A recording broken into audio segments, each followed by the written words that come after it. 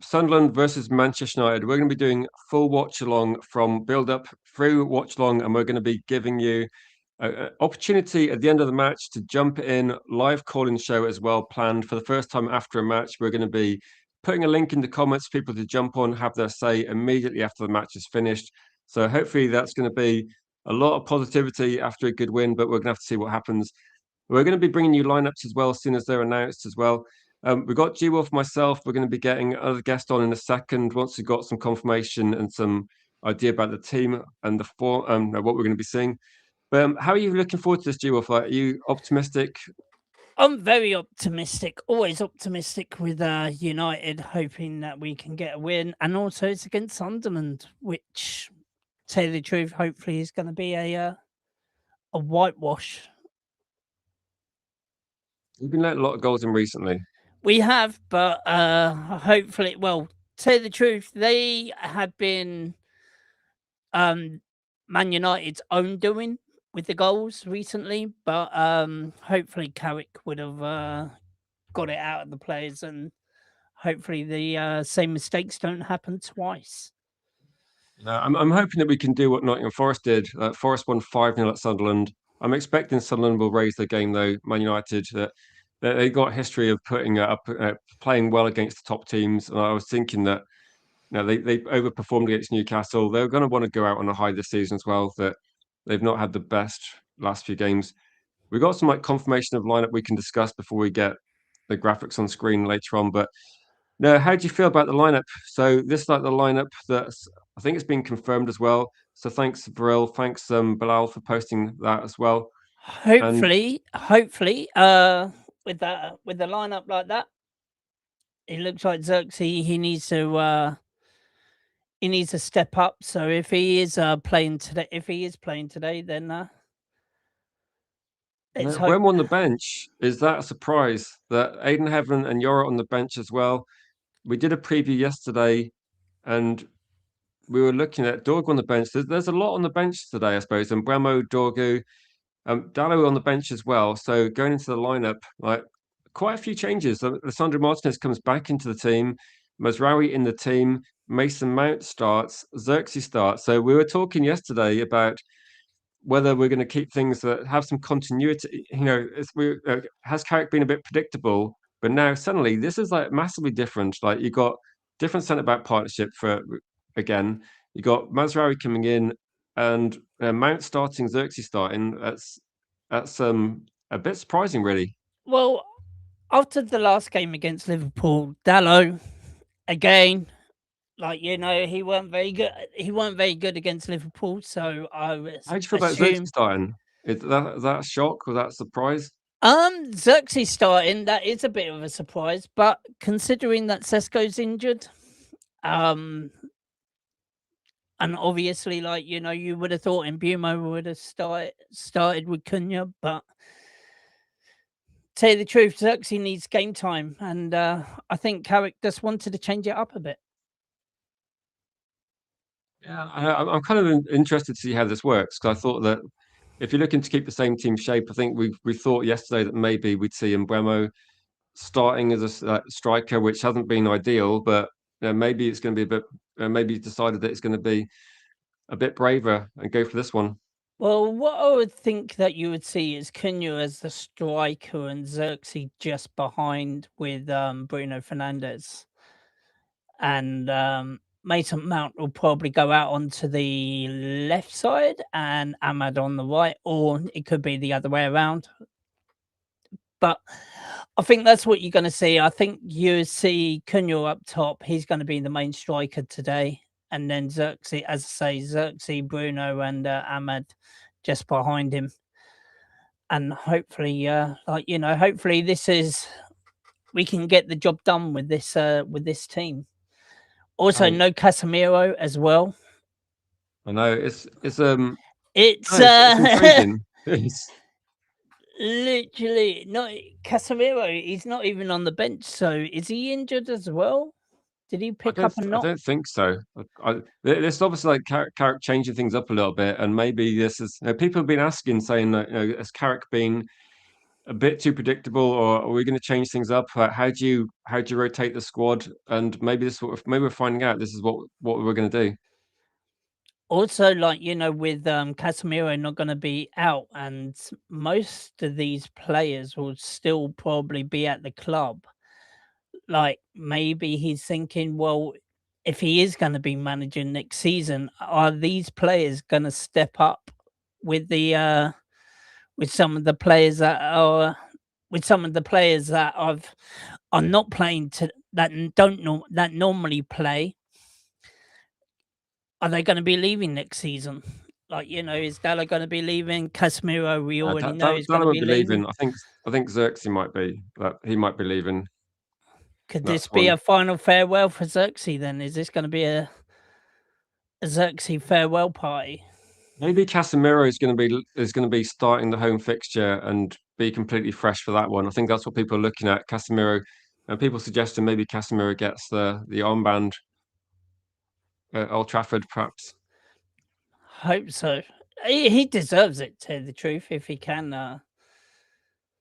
If he is going to start in the next Premier League game, like, obviously give him a bit of a breather until for the final match. We've already secured Champions League football now, so as I say, bit of a surprise with the lineup, but hopefully we can get the result. Yeah. Maybe that's also what's in Carrick's head as well. Like, because of Champions League is already secured, he can sort of players that have been overplayed. He can rest them for the final game and just give some of the fringe players a run out.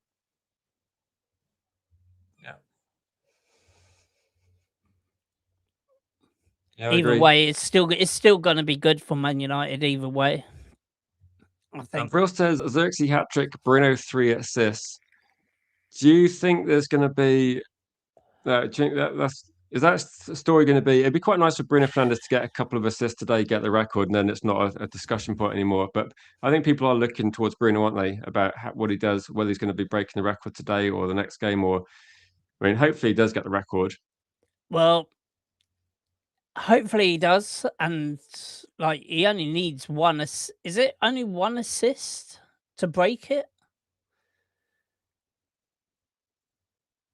Is that all he needs? Isn't that what I think it he is? needs one to equal it, then two to and break then it. 2 to make it thingy. So yeah, tell you the truth, if we can go out 3-1 winners, then be great. Yeah. Does the lineup change your score prediction at all? That's probably like the obvious question. So, how confident were you? How confident were you yesterday? And did this change anything? I'm very confident. Like, Carrick. As I said, like, Carrick is one of the it is one of the best managers at this. People say that, oh, he hasn't got Champions League experience, he hasn't got managerial experience, and all of that lot. But the only thing is, what better place to start up your managerial career, top managerial career at Man United, and get the result. So, tell you the truth, he's learning, right? He's he's been a bit predictable, Carrick has, and I think changing as we got Champions League football, as I said, as we got Champions League football and all that lot secured, he can sort of test the fringe players. And so that's why in this match, I think he's in this match, I think he is just like, testing the fringe players and basically getting. Well, welcome, Quinn. He says this is a heavy ball playing midfield and attack. Add Martinez into the mix, and you wonder what Carrick wants from them today. Yeah, we're going to see. We're going to see if Carrick surprises people. That I think there's always something on the cards that United are looking at this one as well. Cody says, "I hope we're not underestimating the Black Cats." I don't think Man United are underestimating opponents. I think we're not. The record shows that we're very good over the say last how many games or Carrick's taken charge. We've got the best win rate in the Premier League since then. I don't Yeah. underestimate any. I think we're putting towards a plan, hopefully to win the last few games, and maybe they're looking at trying to get more people involved as well. So maybe this is proof that maybe Michael Carrick can prove that he can rotate the squad, mix it up a little bit, and get results. So if Xerxes starts and Man United win, and you got Mount starting and Man United winning, I think there's going to be because I couldn't have predicted this lineup. It's like if someone's let me find the comment again and put the lineup for people that are just tuned in. That it is a bit different. Grace says, "Where's Bandalo?" It's Ballandorgu, isn't it, Grace? But yeah, Dallow's going to be. He's going to be on the bench. This is a. I'll go back through the comments. So just bear with me a second. But this is where the substitution. This is the bench, by the way. So the bench is going to have Ayden Heaven and Yoro. You got the Fletchers there, which is good news as well, and Bremo, Dorgu, Dallo. So three people I thought would be starting. I thought, well, actually, maybe not Dorgu, but I thought Mbeumo and Dallo would be in the starting lineup. And the starting lineup, as we went through, so thanks, Bilal, thanks, Vril, for posting that earlier, that we're going to see a different lineup. When people say, can Carrick do it with a different team? Can he mix it up a little bit? Then maybe we'll see. Jay said, I thought Heaven would have kept his place over Martinez, who needs games. There's going to be some reasons, isn't there? Maybe it's about giving a bit of rotation as well into the team. I think maybe it's a bit like maybe we're going to see Ayden Heaven next match. That it could be like that one as well. And we'll have the Sunderland lineup on a graphic in a second, a little bit. But Jay said he'd love to see Xerxes score. Does it add to his price? Do you think Xerxes got a chance of staying next season? Because I kind of thought he was Nah. barely getting involved. I don't think we're going to be seeing much from him. Yeah, no, I really don't. I don't think he'll be here next season. I think literally the reason why he's playing today is just to give him a run out. Let him say his goodbyes to the fans, and off he pops next. When the new season starts. Yeah, I was thinking as well, with all the players Man United are buying, where's Mason Mount going to fit next season? Because I'm assuming they're not going to be able to sell him. But yeah, Mount's playing solid, and does he have a future? I'm not sure. Like, Mainoo definitely does. Not sure 100% about all these ones. I think with this one, there's that. I don't think we will loan out Xerxes. I think there's hard offers on the table. So I think that's going to be a player that leaves Manchester United and we sold to. There's a few different teams interested in Serie A, so I think he's going to be off to Italy as well. So yeah, I'm a kind of open-minded with this one. You know how you used to have Alex Ferguson lineups, and you'd look at the lineup and think, "Wow, okay." So I was thinking that, will we have a mix? There was always the case for Lisandro Martínez to come back in, but then I think that maybe Mazraoui hasn't played a lot of games. It feels a little bit like giving some opportunities to players that haven't played much. I was actually of the mindset, G. I don't know what you thought about this. I thought that Man United could have maybe brought Xerxes on at halftime last match because we could have then kept Mbeumo on the right, and maybe that would have worked better. But again, I can see why he did what he did. Yeah, same here. And as I said, Xerxes hasn't played that many games this season, so I just think that it's a final. I think it's just a final hurrah from Carrick. Cunha playing though, Cunha playing is a positive. That's definitely Exactly. Here, that. See, the way that I see it is, right. As I said, with Sesko injured and all that lot, and also we need someone to coming from the bench as well.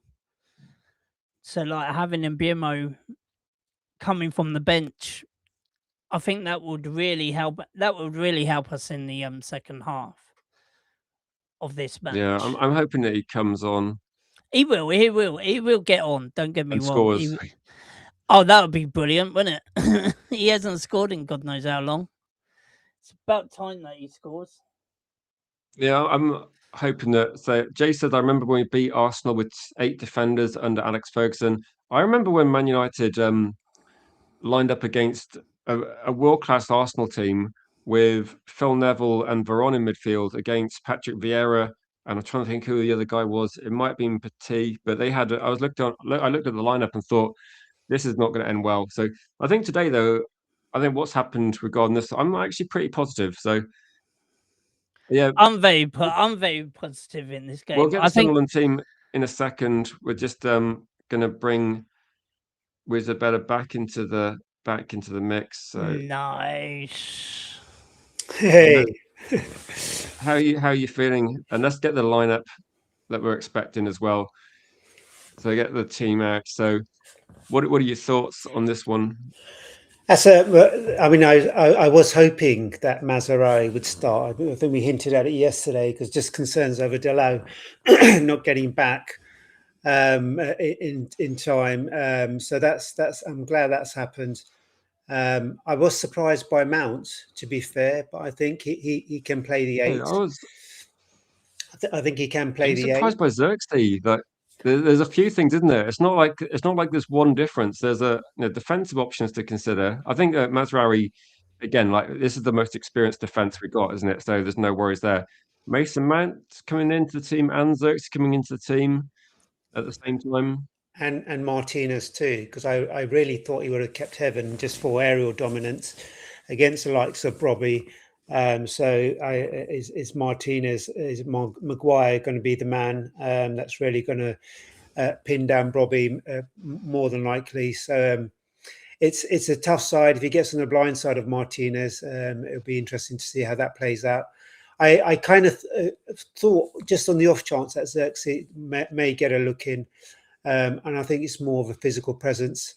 Hold up the ball. Bruno can then swing it out to Ahmed or Cunha, and even take a shot himself.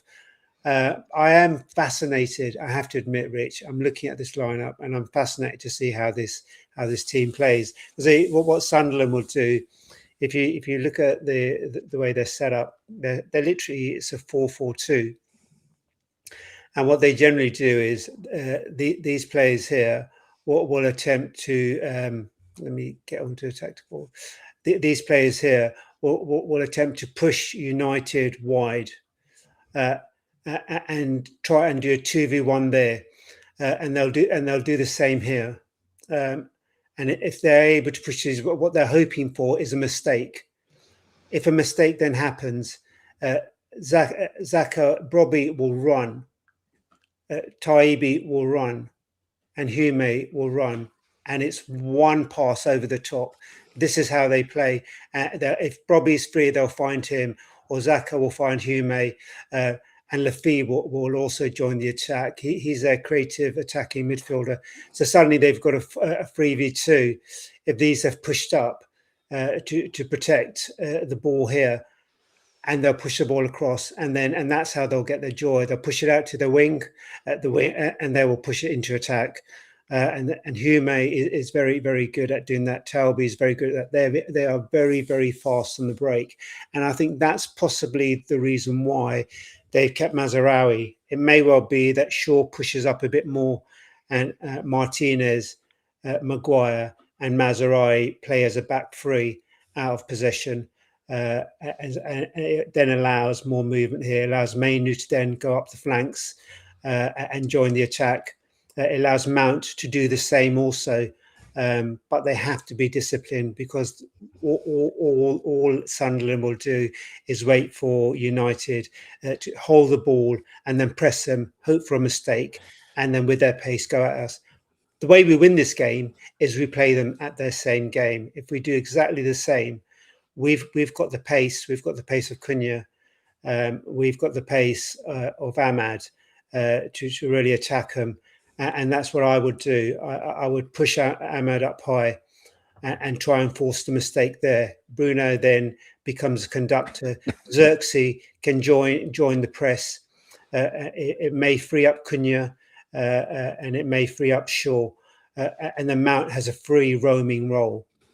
So that's possibly the way we win it today. It'll be interesting to see. I think there's going to be loads of battles, but what they really need to do in midfield, they need to be disciplined. And I'm interested to see how Mount's defensive game plays out today, because his creative attacking game, we all know is very good, but it's a defensive part that I'm intrigued in, and it may well be that Mainoo locks in as a defensive anchor. Yeah, I think Mainoo's definitely got that skill set. Against Liverpool, I think he was very good defensively. No, I'm intrigued with this one, just because you look at Mason Mount. Think that we've said in the past, haven't we, that you've got some people that are technically good in possession. It's probably our possession that I'm more concerned about with Mason Mount. And you think with like if we got the ball there, you got Mount, Mainoo good in possession, Cunha good in possession. It's going to be about what happens when we lose the ball. But maybe it's going to be the issues we had against Liverpool for that sort of 10, 15 minutes, how we respond. So I don't know. Again, it's another test. Do you feel like I was saying to you before you jumped in that maybe this is also Michael Carrick showing that he can bring in multiple changes, which is going to be necessary if you play every sort of 3 or 4 days in a busy week, and you're going to have to bring in, you bring in Xerxes, you bring in Mount, you bring in like Mazraoui and Martinez back, and you play at least a mid-table difficult team away from home. That this isn't a walkover, even though the form has been bad for Sunderland, but this is like still, it's a good quality Premier League team, average kind of standard at the moment. Can Man United make rotations and still perform? I think that's something that we're going to find out today.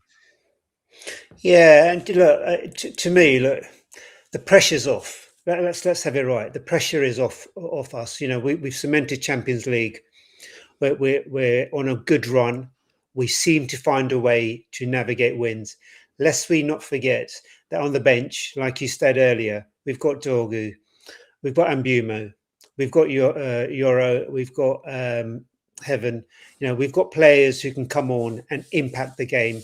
And Bumo can bring on with pace. It's a shame that Sesko didn't meet the mark today. I think he's still struggling with his hip flexor injury, and it's probably good sense not to take a risk. If you're looking at the upcoming games, Sunderland is probably one where you would probably think, okay, we've got enough in this squad to get a result. You mentioned it yesterday, their form hasn't been great. But I like the variety. Look, this is, for me, it's exciting to see how these battles team up. I'm surprised by Martinez, but then maybe they're going to put Maguire on Bobby and give Martinez a slightly more freer role. He's really got to get Lafay and make sure he doesn't have much joy on the ball, because he will find those passes. And I'm interested to see what Xerxes does. We know that there is a player in there. It just hasn't worked out for him. He's got a physical dominance about him, which I think we really need to utilise today against Sunderland. So that will really help. It frees up that space for Cunha and Diallo. Xerxes will take defenders with him. He will rattle defenders. He will press. So that gives up more movement. It also then gives Bruno Fernandes more options. Mount can also then join the attack. I think Mainoo will probably try to do it on the flanks, but more than likely keep the defensive shape. So it makes for a really interesting match. I'm excited, Rich, because like you say, this is not what we really kind of expected. A couple of changes. We thought Mazraoui possibly coming in, but it just means that from a technical point of view, there are so many different battles going on in the pitch that are going to be very intriguing to watch. And I want to see what Mount looks like. We've talked about it long enough. Where is he? He's been injured. We haven't seen enough of him. We need to see more. Well, today we get our chance. Yeah, I think so. I think people are generally intrigued about whether this works out or not against. I wouldn't be too worried about, too overly happy about the form of Sunderland, because it's a one-off game. I think they'll step it up. They're not going to want to get humbled again like they did against Forest. And even we saw Forest then had a bad result against Villa. So these things do happen sometimes. I wouldn't read too much into it. Sunderland have been generally quite solid most of the season, and I think they'll definitely want to put in a better performance for the home fans. It's still been a good year for Sunderland. Like they come in, they've survived quite comfortably. They've been in the mix of, like, let's say, the top of echelons of the Premier League for most of the season. Then they're going to want to give their fans a couple of good games at the end of the season, and I think it feels like a winnable game. but you have to respect the opposition that they'll still want to be. They've still got some good professionals in their team. They've signed some experience and some good leadership in that team. So I don't think they're going to let the standards drop too much. I mean, Sunderland and Man United, it has been like a battle over the years as well. It's one of those old school fixtures that you're not going to get an easy match generally. Yeah, exactly, and they need to be on top of their game. And I kind of think the physicality is what Carrick is possibly relying on in this match. I was looking at why Casemiro's been out. Apparently, there's a surprise omission after picking up an undisclosed injury. So they just said that he wasn't ready to make the match. It's the first match, indeed, that he's missed this season.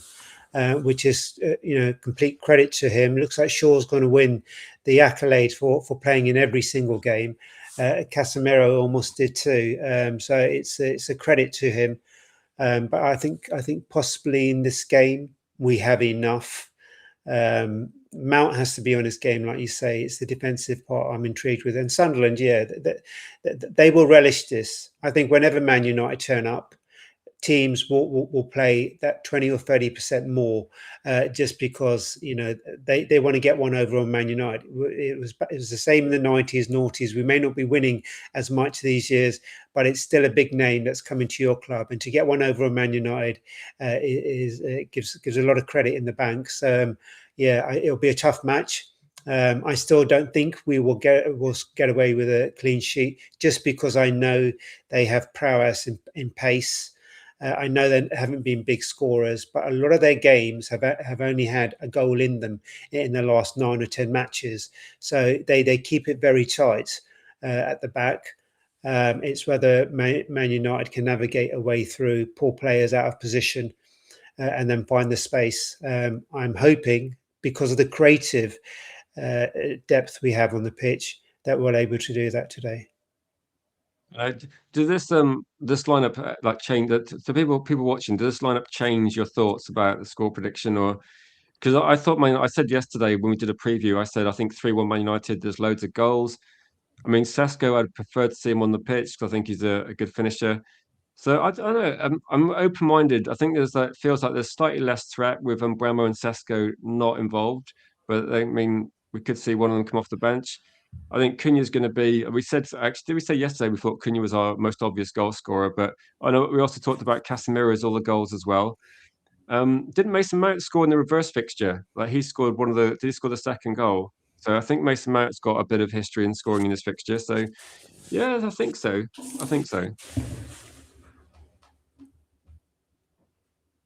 It is a good squad. I mean, if you look at it, and I think the subs are going to be interesting as well when he makes them. These are things we can look at in this match. I suspect also is what does Carrick do if it does become a difficult match?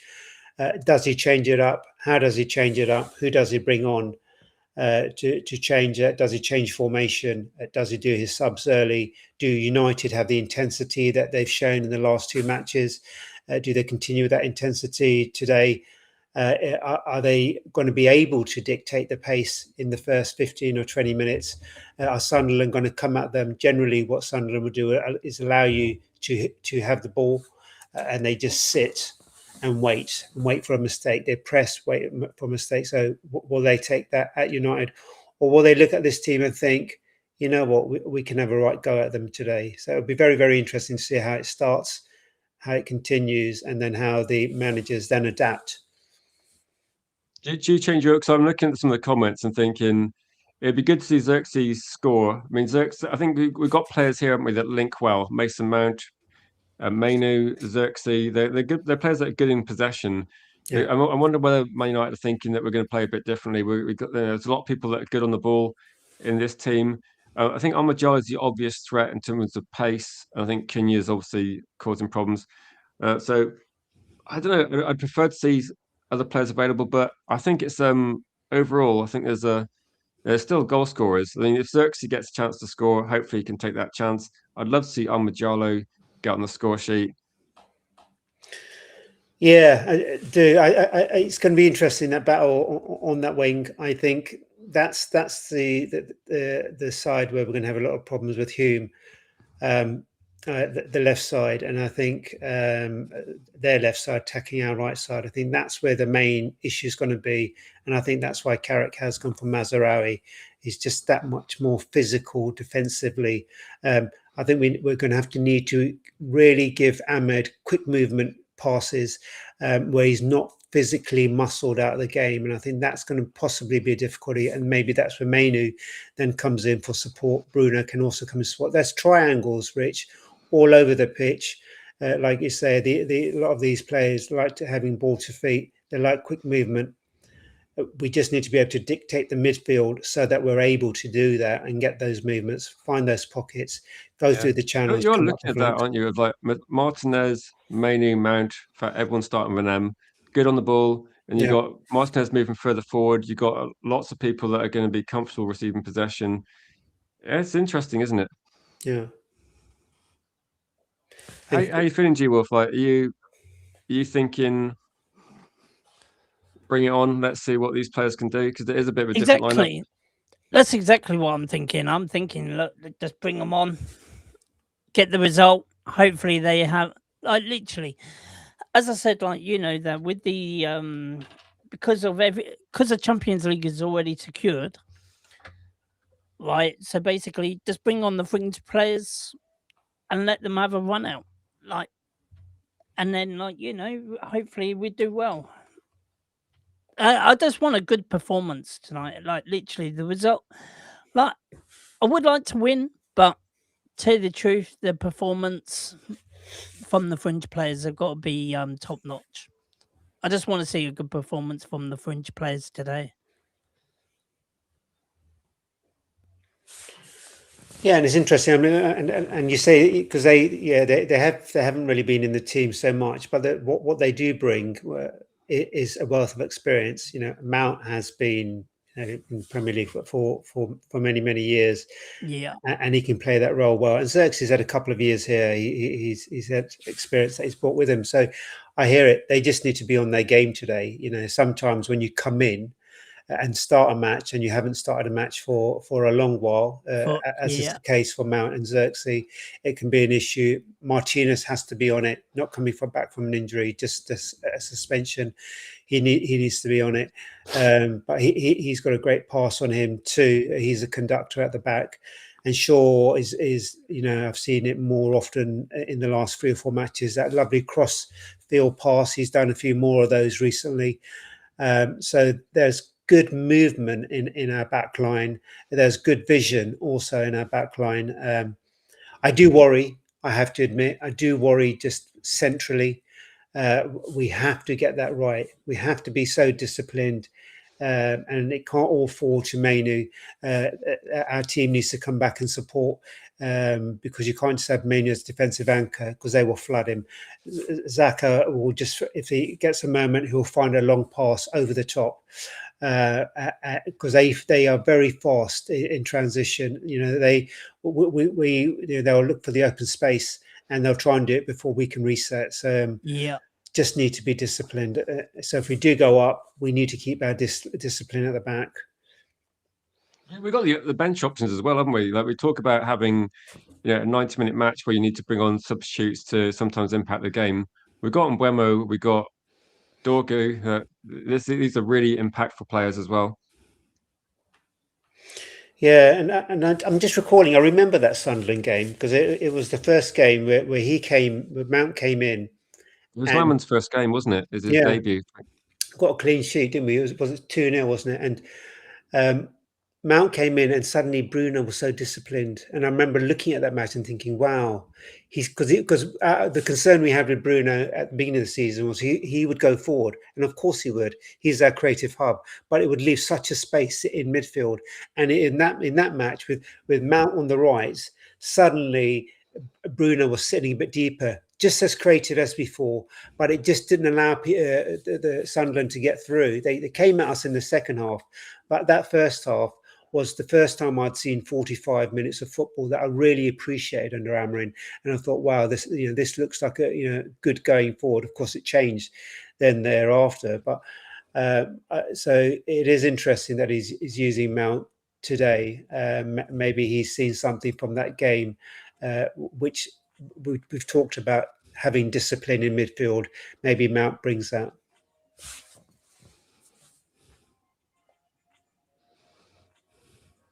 Yeah, I'll go for a few of the comments. People got some comments that say Xerxes, a bit of an unknown, says Solly. Mount's been useful a few occasions, but who would buy him? I don't know. I think Xerxes definitely they're definitely going to sell. Like there's people that want him as well.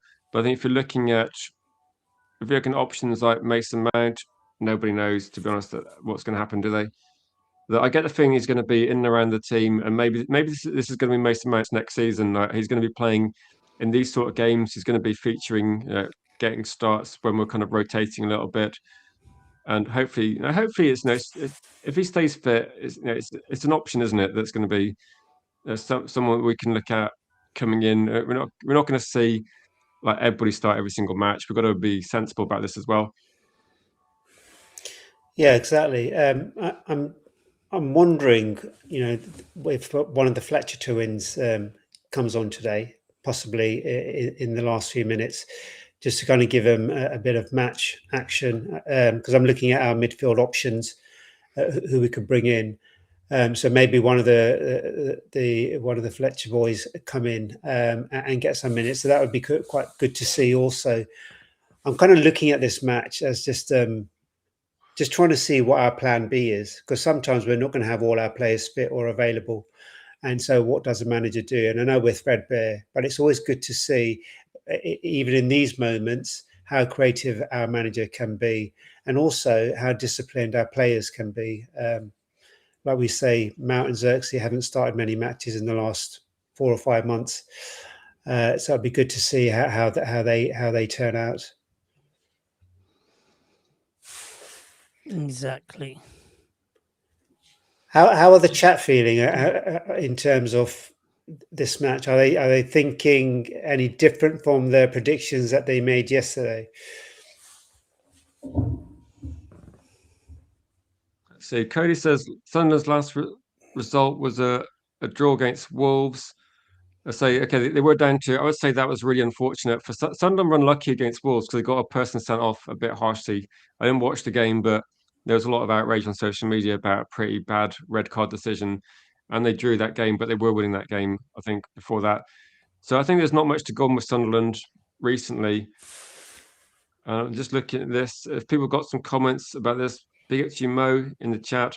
Now, there's not lots of comments about Sunderland. I think most people are probably concentrating on Man United themselves. Sorry says this could be a bigger score than we think. Some silky passing could be on the table. There's some very technically good passing players in that. The only question I've got is like, are they going to be? Is there enough goal scorers there? Like Xerxes, I'm not sure. Bruno Fernandes is definitely going to create chances, but I think you got Cunha. Almajalo kind of needs a goal, doesn't he? He's never really been a prolific goal scorer, but we'll have to see how that goes. We got a prediction from Ballard who says he thought a comfortable 3-0 win yesterday. Now he thinks it's going to be more of a grind. It's going to be like a 2-1. But to be honest, I think I predicted 3-1 yesterday.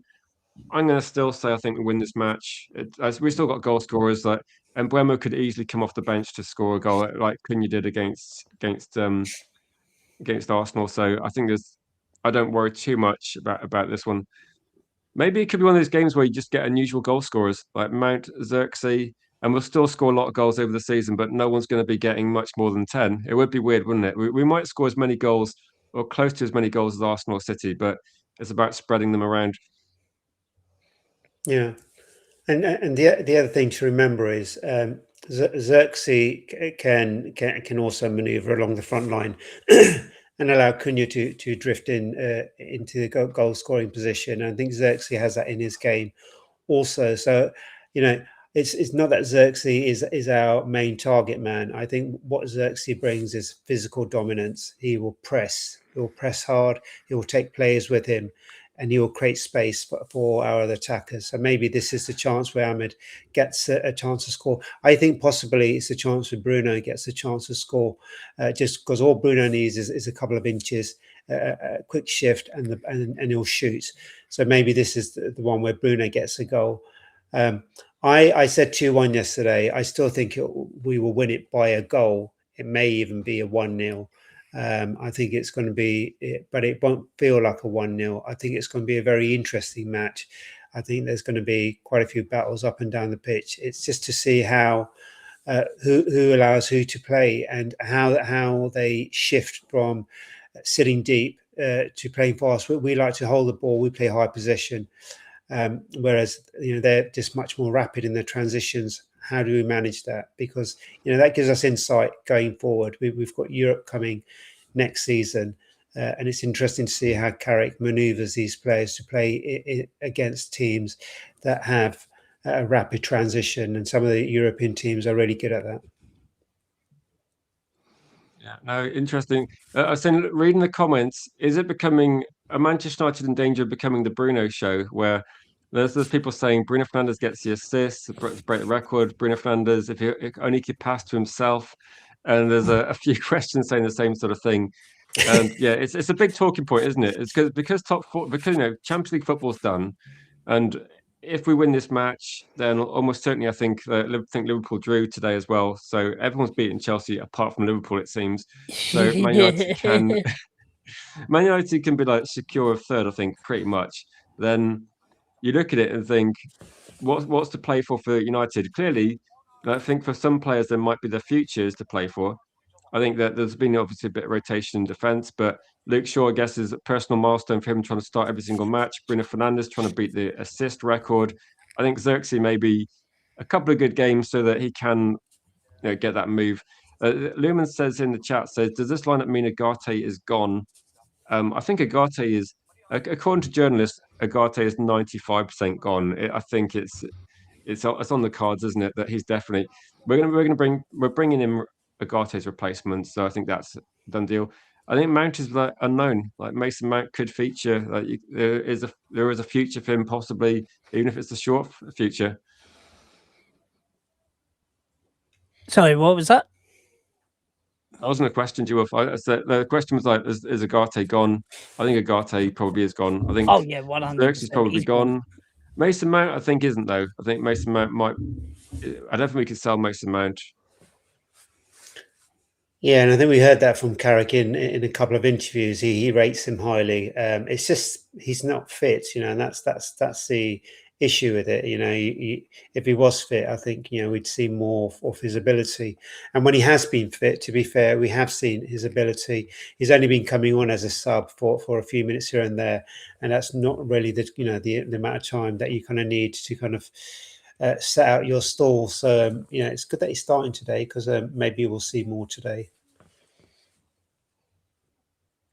So Sunderland beat Newcastle, which again, Sunderland beating Newcastle is so much like Manchester United struggling against Leeds, where the Sunderland fans, didn't Newcastle do something to Sunderland when Sunderland got relegated? Didn't they like celebrate or something? Because the Sunderland fans, they definitely, I think it's the team, the Sunderland players celebrated in a way that the Newcastle players had done when Sunderland got relegated or something. So they're definitely, they stepped things up, and there was a reason for that one. Yeah. So yeah, exactly. They scored 3 goals against Villa, don't forget. I know they lost that game. It just seems to be uncharacteristic of the season for like Sunderland. They've shipped a lot of goals in the last couple of games. Yeah, that 5-0 against Forest was quite a big headline. I don't think they've had a scoreline like that all season. So I think that kind of, I was quite surprised at that scoreline too. Even because Forest aren't a team that scores many goals either. So it was an interesting scoreline.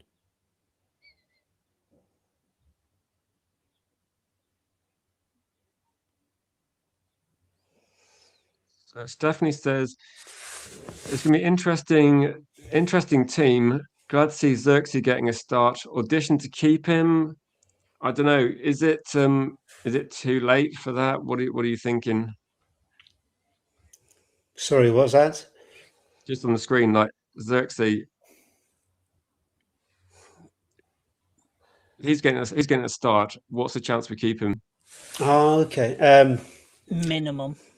Yeah, I think they're utilising him. Look, this is a great opportunity for Man United and for Xerxes to put himself in the window, and I think that's the way you look at it with Xerxes. And also, look, he's a striker. I know he hasn't scored many goals, but his position is a striker. We've tried Mbeumo in that role.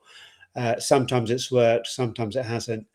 So you try something different, and I think on this match, you're able to do that because of all the other attributes he brings to his game. And I think it just allows, like we say, our wingers and Bruno a bit more space.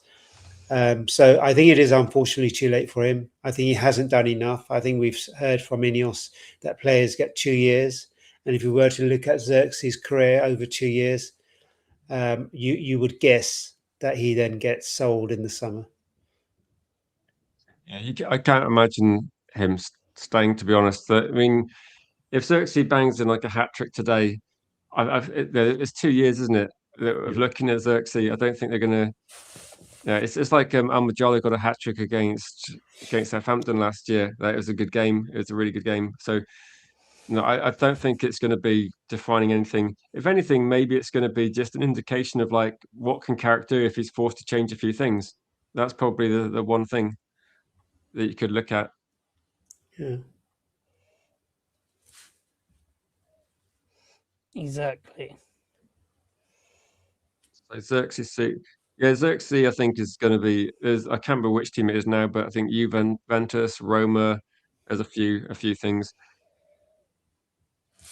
Yeah, he's got attributes. I just don't think he caught up with the pace of the Premier League, and I think Højlund had the same difficulty. Although Højlund's first touch wasn't great either. But I think sometimes you bring players in and you see, and sometimes a step up is in the league is too hard, and then the step up to United is even more difficult. Has actually played much under Carrick? We had these conversations saying that there's a lot of players that look like they've improved a lot under Carrick. Whether it's say Ayden Heaven's obviously got a bigger run in the team, but Maynard, we're seeing good performances from him. Bruno Fernandes, even more assists, and we're seeing probably not Almajolo and Mbeumo, but there's a lot of other performance. Like Cunha seems to have got better and better. Sasko is getting a lot of goals now. But do you think have we actually really seen that much of Xerxes? I don't think it's going to mean that they give Xerxes another year, but it's maybe there's just like the limited amount of games this season has been they just haven't got him into the team. The problem I have with Xerxes is that he doesn't make the runs. I don't see the movement in the box. He makes the runs everywhere else, and he said himself he's a 9.5, and I think he plays like a 9.5. He's just not in the box enough for me, and I think that's a problem. For me, a striker will just keep making runs, and Sesko needs to do a bit more of that too. So so that's why I don't think Xerxes does it. But all those players you mentioned who have improved under Carrick, they've improved because we've finally got a midfield pivot of Casemiro Mainu. We've got two midfielders who then allow our attackers to move forward. And Bruno, because he's got these players around him now, he can just find the assist. Bruno, I've really entirely warmed to him this season because to me, that's who Bruno is. Find the players, find the assists, make those magic balls into the box so that people can get onto the end of them. And he is a master at that. All these players are looking better because we have that lovely pivot in midfield. Xerxes just unfortunately, to me, just does not look like a striker. He doesn't play like a striker. He plays like not even a central attacking midfielder. He plays almost like a midfielder who every now and again goes forward, which may be great for this match because he can help in midfield. He can take players away. He can allow other players movement. But as a striker, he doesn't do enough for me. No, I was going to say, how many games do you reckon Xerxes played for Man United since he signed? Without looking, I'm going to check now to find out. There may be a reasonable amount of substitute appearances, but how many games do you think he's featured in since he's like? I'll ask you first. Like, just all appearances, and I guess this season it's only Premier League, but how many appearances do you think he's been this season for Man United? This season, just in the Premier League. If you're saying this season, in the Premier League, if you're saying this season, just Premier League, Premier League out of 35, how many games? I would say about 6, 7. 6, 7. Okay. And that's most of it with substitutions. What do you reckon was think- a better? How many games do you think Xerxes has been on the pitch for in the Premier League matches out of 30? It'd be out of 34, no, 35 so far. I'd probably say 19, because I do recall him coming on quite a few times as a sub. So it's actually 21 Okay. times. Oh wow! So maybe he's just never been on the pitch long enough. Maybe that's the. But I can see that, too. If you kind of just think, if you added up the minutes together, maybe it would have added up to like 6 games or something, because it's not always been a lot of time on the pitch.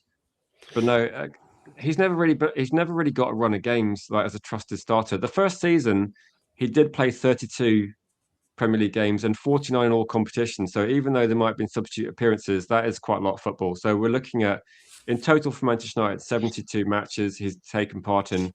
I'm just going to say that I think that's enough opportunities to prove you got something, isn't it? Yeah. Yeah, definitely. Yeah. I still recall that when he got hooked by Amarin, and we got hooked by Amarin a couple of times. One in the 30-something minute in one match, and one just before the January window. And the talk was he just didn't want to go into those. There was a distance of almost a meter between him and the player. He wasn't pressing at all, and he did it right in front of Amarin, and straight away he was off. And I understood that, because you just can't have it, and that's been the difficulty. I will never forget that lovely game against Arsenal with him and Gabriel, and then to score, and the lovely celebration, and then because Arsenal were out the cup, he was waving at them. He's given us moments, but just unfortunately, it hasn't worked out for him. He'll be a better fit in another team, because there are many attributes to his skill set. They're just not enough to be a successful striker at Man United. And it feels like maybe he's made the wrong decision. It's a shame, because I like Xerxes, and I think that we saw like some of those things, didn't we, where he came on against Arsenal in the FA Cup, but then in that same match, Ballard made match-saving ones as well. I don't know how many starts he's got. If anyone knows how many starts Xerxes got at Manchester United, I don't have that info to hand at the second, but it's be interesting to know how many minutes he's played. I think this season he's probably only had about 4 or so starts, I would suspect. Not loads. Yeah.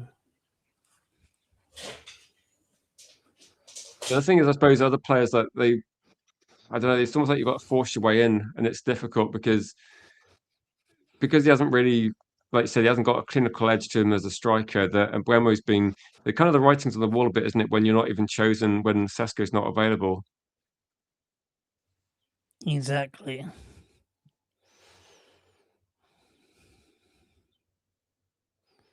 He did score in his debut. So he did score in his debut. That's fair. So he started 5, including today. Yeah, wow. Which is about right. 4 Premier League starts.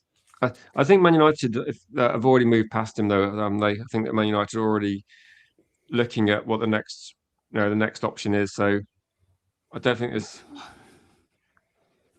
So it reminds of Fellaini. I think it just doesn't work, does it? It just doesn't. I think with Ugarte, it's like with Ugarte, I would say that the evidence is there that you bring Ugarte on, then our team looks worse. And you could say that it was obviously like for Ugarte, he's definitely gone. I think with Xerxes, if you wanted to make an argument for Xerxes, you probably could say things, but I think ultimately you've got to have Man United have got an ethos for attack, fast attack, and I don't think Xerxes fits into what Man United want to do. That's probably the only thing I could say. And if you give Sesko substitute appearances, he scores goals, doesn't he? So Sesko's had the same kind of situation where Sesko's been benched, but he comes off the bench and scores. And Xerxes doesn't do that. Mm-hmm. He's never really a threat. That's the problem, I think. I think they utilise him in a different way. I think they have been bringing him on just to see out the game. He's only played 531 minutes, which over a season, that's about 5 whole games, 6 whole games. That comes from possession, isn't it? It's just like if we're just passing the ball around, we don't need to score. Yeah. Xerxes can do that. He can pass the ball around. He can not lose it. He can frustrate the opposition. So Look, if it doesn't work out and Buma's on the bench, he can come on, and I think that's going to be, Xerxes will be fully aware of that. This is his opportunity. Look, he is going in the summer. I think more than likely this is his opportunity to make a name for himself to a degree, put himself in the shop window, show what he's about, and be part of a winning team. So that's it's for him to Bill showcase. said Xerxes is a better player than Agate. I think in a different league. So no one's created. I think last season they did create a lot of chances for Xerxes, and he struggled. And I think they did the same with Rasmus. There was chances, but Rasmus didn't really help himself. I think with Xerxes, the body language looks like Xerxes thinking of going somewhere else.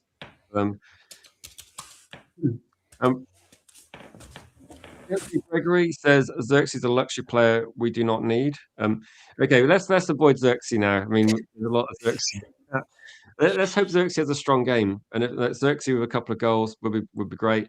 I think from the fans though, we've kind of already moved past, haven't we? And it's like people are not talking about Xerxes; we're talking about who's going to replace him. So I think the writing's on the wall a little bit. I know, with Bert, you've got to head off. So thank you for getting involved in the pre-match. We're going to carry on through to like full time, but I'll be jumping off before the match starts, and I'll leave you in the capable hands of G Wolf to commentate through. Enjoy the match, everyone, and we'll see you all later. Take care. Cheers. See you later, dude.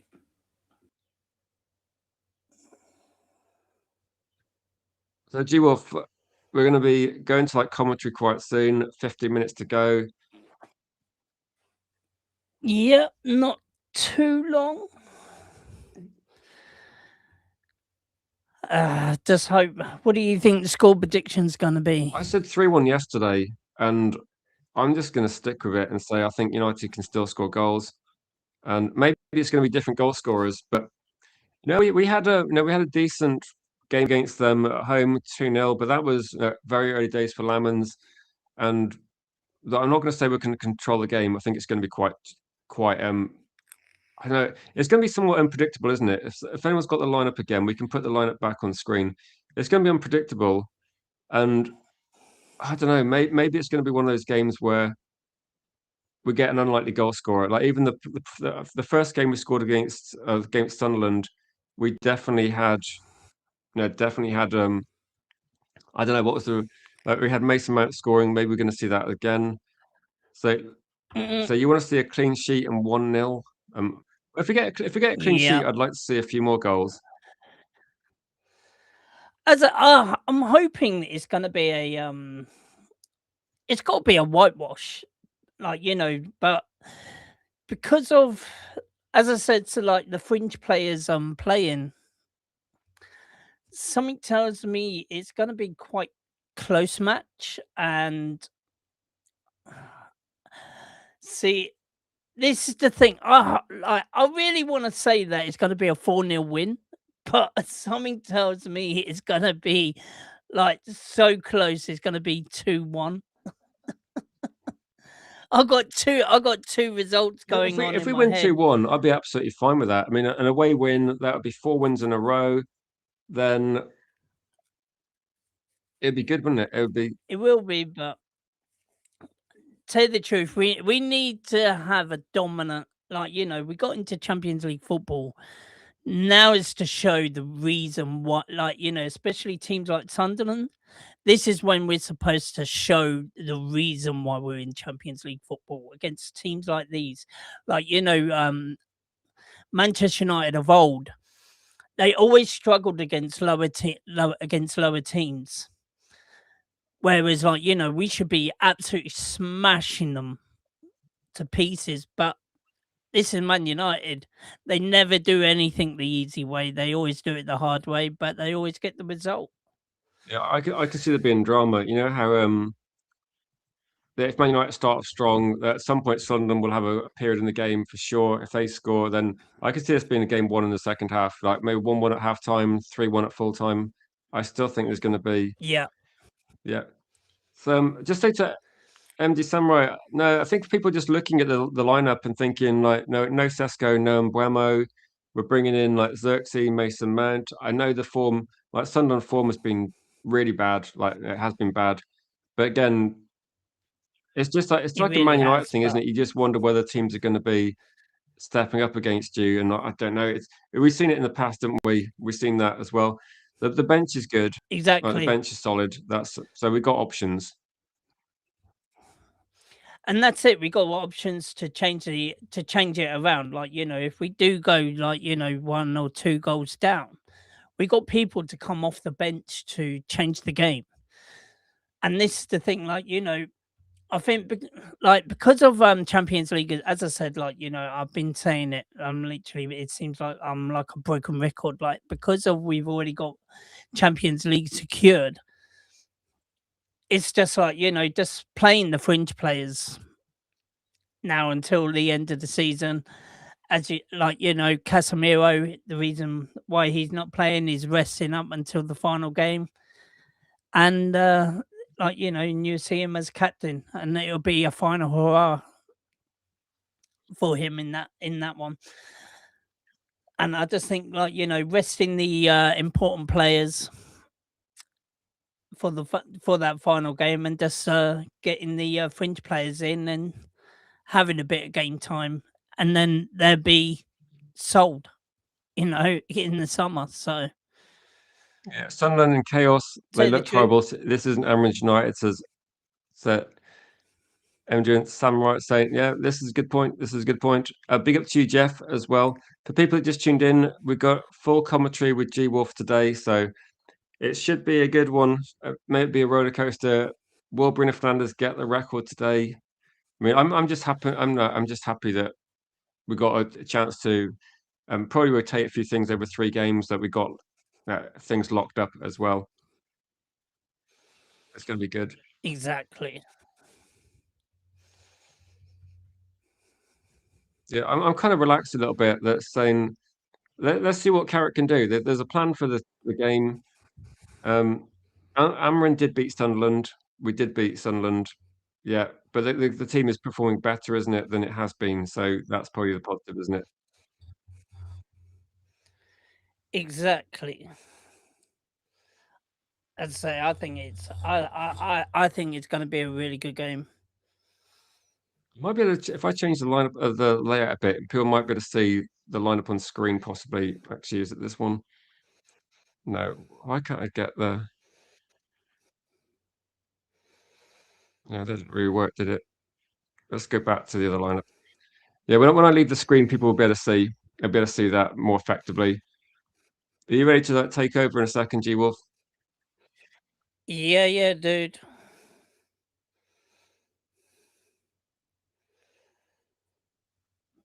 I am indeed. So the plan for people watching now is we're going to do the watch along. G Wolf will host, and we would have had Helgi as well, but Helgi's abroad. And then as soon as the match finishes, we're going to be going straight into a different stream. We're going to be instead of having the player rating stream like we normally have, we're going to be doing a call-in show for people to come on, have their say. So we're hoping to have rapid fire guests coming in. People are going to have their say. So anybody watching that wants to get involved, what we will be doing is we'll put a link in the members chat to start with, and then they can get priority.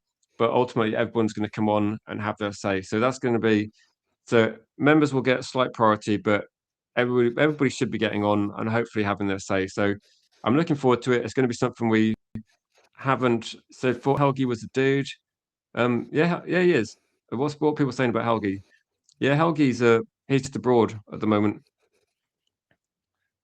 But yeah, no, Cody's looking forward to it.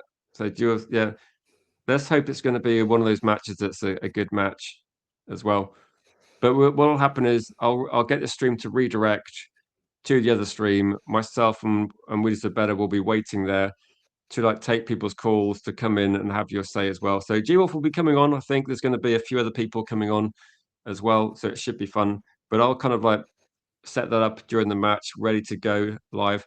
Hopefully, we're talking about win G-Wolf, and then it's going to be fun, a fun stream. As I say, I hope it is. I'm hoping it's got a bit. Literally, we got to start off really well. That's the thing. We got to start off absolutely on point, or otherwise, if we don't, as I say, I think we're going to be in the game But we need to start off like we did against, like we started off against Liverpool. Yeah, if we Like, start you know, like we at the did against start. Liverpool, against Sunderland, I think we can get this game like not won early, but we can do the same thing, put them away, hopefully. Exactly, and wrap it up straight away. Just try and wrap up the game straight away. It's what we need to do. We need to wrap up this game Yeah. as soon as Are you possible. set up ready with like your graphics good to go? Is that ready for? The only thing is that last one, yeah, that only does live events. Okay, so when the game starts, you can do it. Yeah, Okay. yeah. Hopefully. So there's going to be like some really nice graphics for the live watch along that look really. We were testing it earlier for the Liverpool Chelsea game. Looks really good. So we're going to have that on screen. Hopefully you can kind of coordinate with watching. But I did say this morning that Vril said that he was looking for some commentary for the match, and I said I've got just the guy. He's probably going to be very biased towards Man United, but this is why you watch this channel and you don't watch Gary Neville, because you want someone that's going to be a Man United supporter talking you through the game, and this is what we're hoping to get on here as well.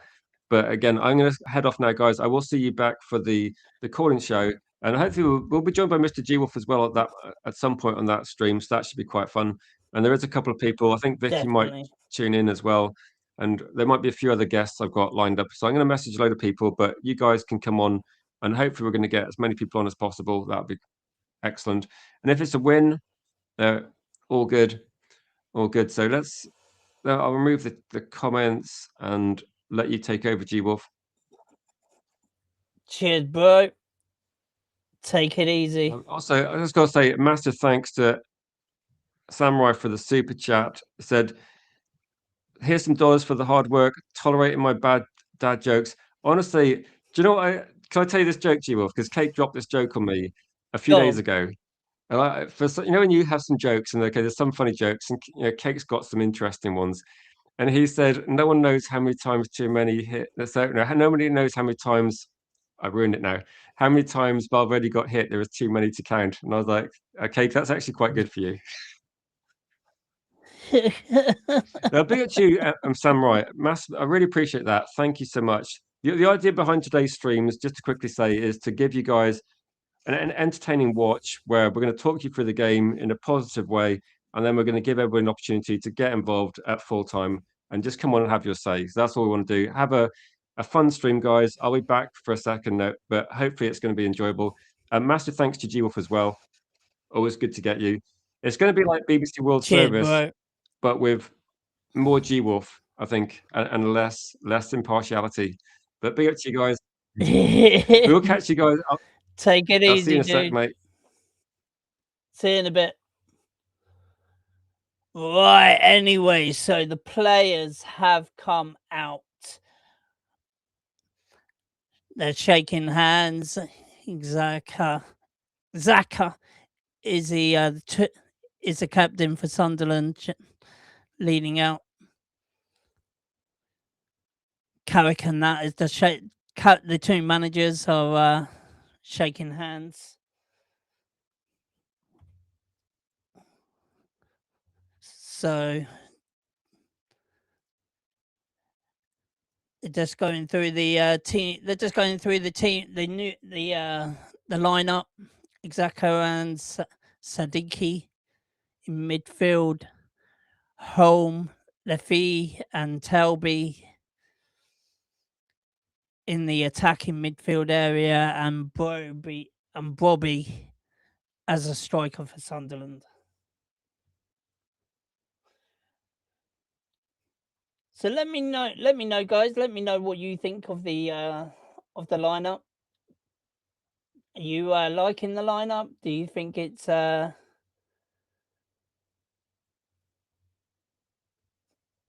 you think it's going to be a good one, or what do you guys think?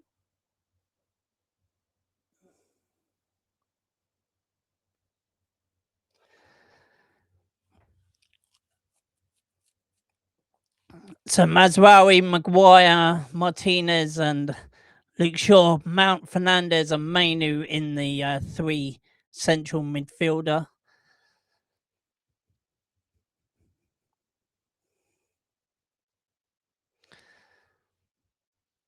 And then you got Ahmad, Xerxes, and Cunha. So he's going with a 3-4. He's going with a 4-3-3 rather than the 4-2-3-1. He's gone with a 4-3-3 against Sunderland. You don't see there's going to be a problem. They're coming out with the black kit. That looks really good. I do really like the black kit this season. It's really great.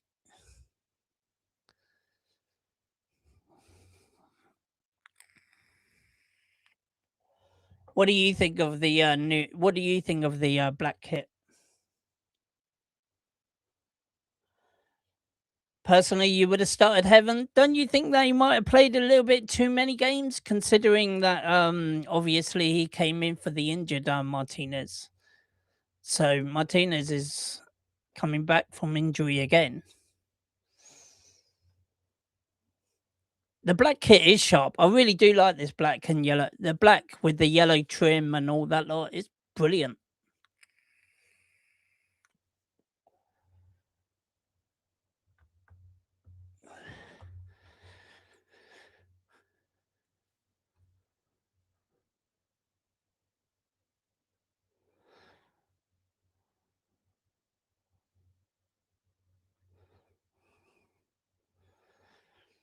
Right, so anyway, kick off. It has kicked off. I don't know what's going on with the...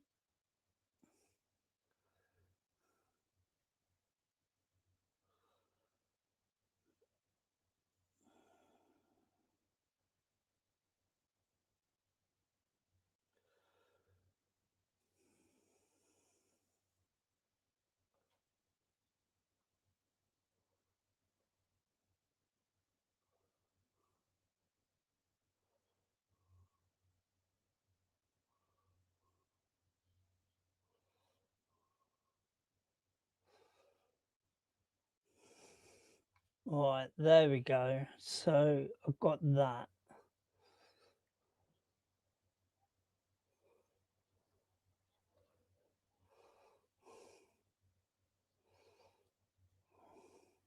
Why can't you see that? Right,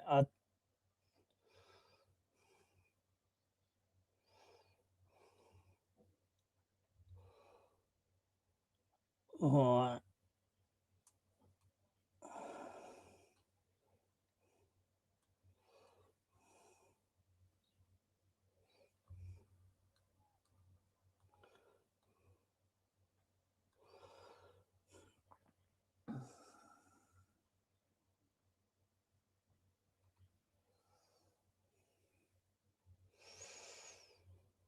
Alright, what's going on? Why isn't that?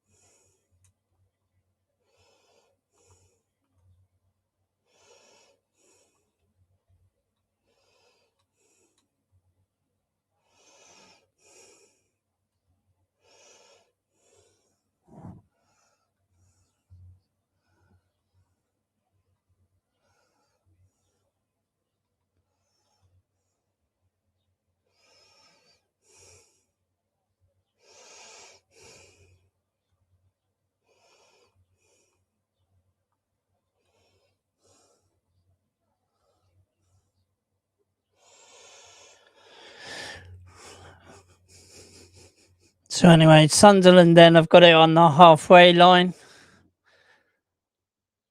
Siddiqui. Sunderland coming to the halfway line, gets cut out, but Sunderland still keep it. Xhaka. Martínez makes an interception. Broby. Talby now. Cross comes in by Talby, but he gets blocked at the near by Mazraoui. Xhaka tries and do a little dink pass, but doesn't come off. Having a goes for the far post, Talby, but just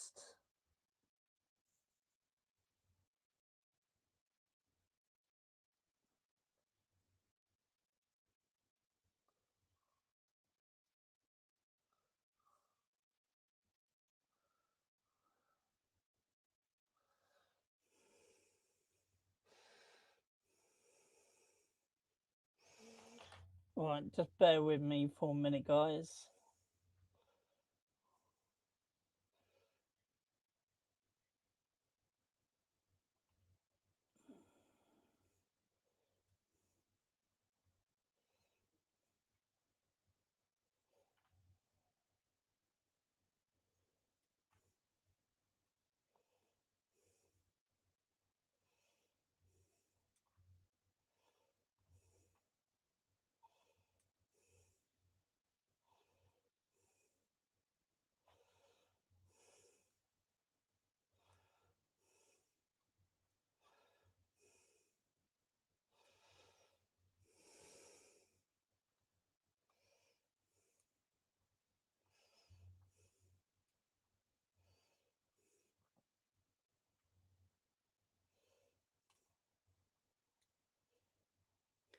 So anyway, Broby goes for the near post and Lemons makes a vital save.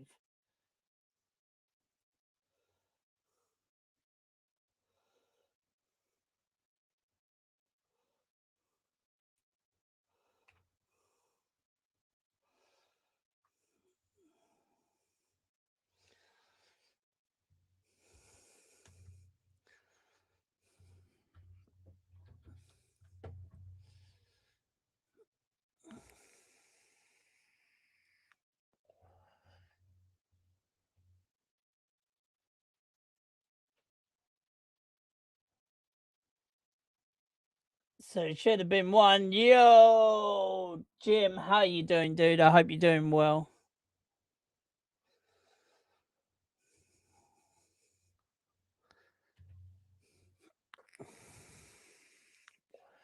So it's another corner then.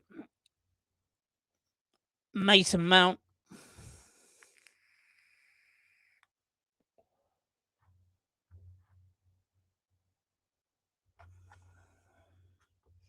Yeah, they know that we are weak on the wings. But anyway, corner comes in. It gets headed, but to tell you the truth, it was a tame header. Yeah, they should have scored early, but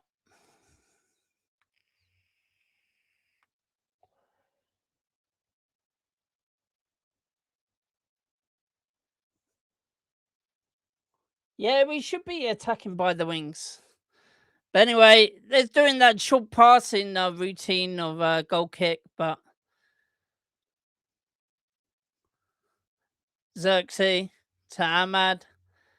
Ahmad going out past his man on the wing. Cuts inside. Kobe.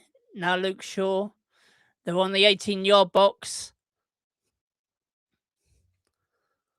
And it's a free kick to Man United.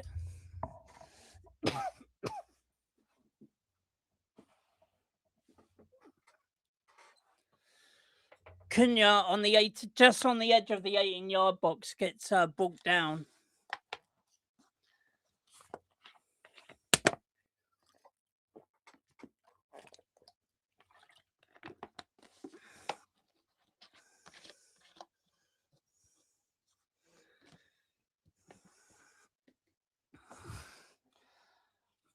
I think it'd be funny if Sunderland goes down. Yeah, it was a good save by Lamans at the near post. But yeah, we've got to get a grip. So anyway, Bruno then.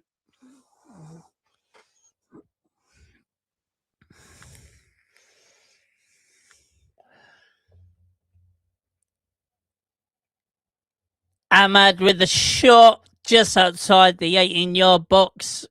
Bruno slid it all the way across to the left side. And then Ahmad tries and curls it to the far post, but doesn't get a hold of it, and it goes way wide.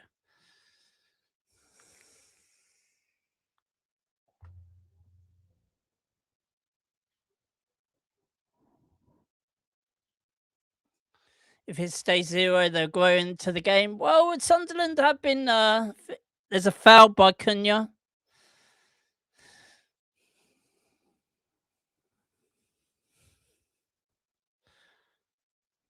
Anyway, Xhaka then going to take the free kick for Sunderland near the halfway line.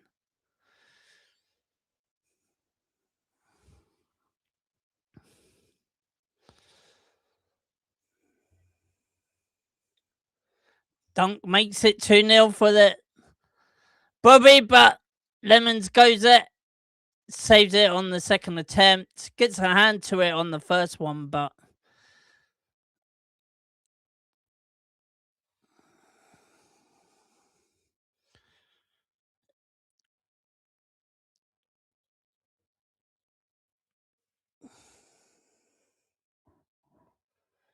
what's my prediction?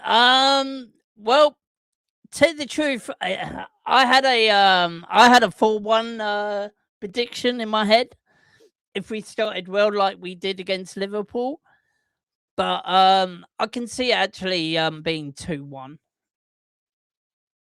That's my prediction, 2-1. I think it's going to be a lot.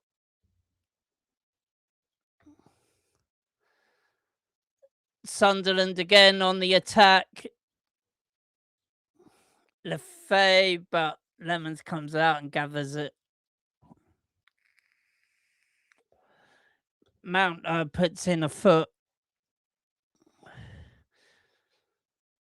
Anyway, Lemons. He got Lemons and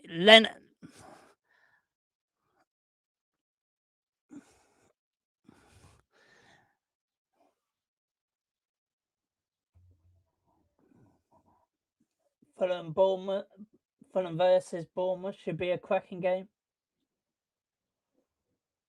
You've had a 2-2, but if it's 4-1 match of the day, will be a blast. It should, as I say, like, you know, I had 4-1 in my head, but something tells me by the way that I'm seeing this match is going to be 2-1. Anyway, Ahmad is trying to... Ahmad slips on the halfway line and it goes out for a throw-in then to Sunderland.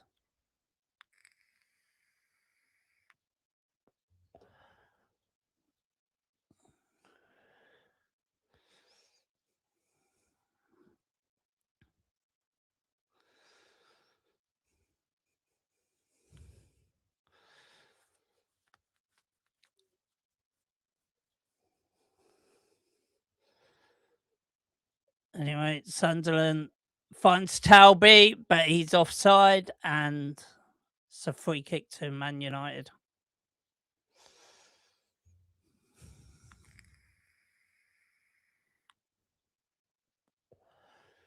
Oh, he's actually looks like he's onside. But it looks like that he was onside, but the referee blew, the linesman blew for a free kick.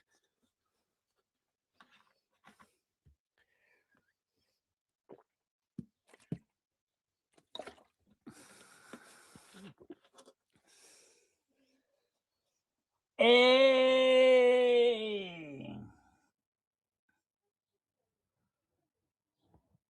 MDM Samuels, you become a member. of the United TV legend. Well done, dude. Anyway, Broby then for Sunderland.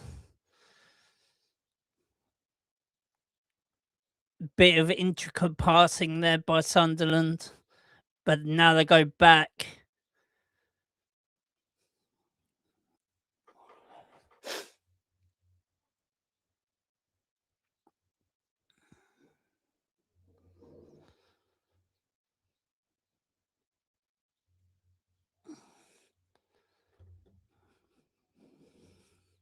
Sunderland then are keeping the ball, go back to the goalkeeper.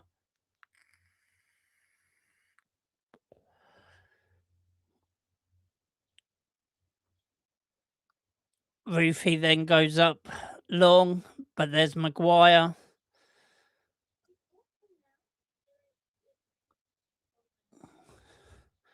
Sunderland got it, but Mount puts in a foot, but the referee calls for a free kick. Didn't he look like he got the ball, but oh, maybe not. He just went over the ball and caught the player. So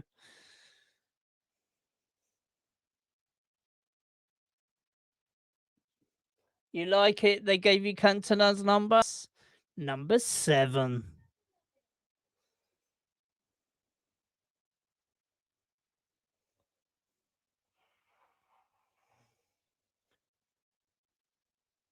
This is Sunderland. They throw everything at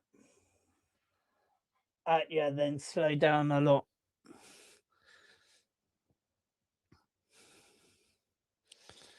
Anyway, free kick. There's Xhaka.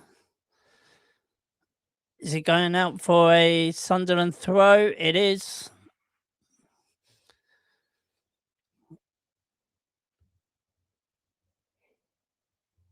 Just flicked up the collar on my kit. Nice. Cantona style.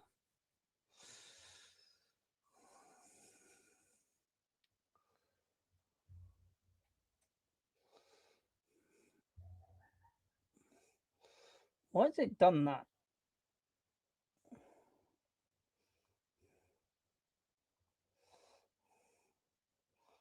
What?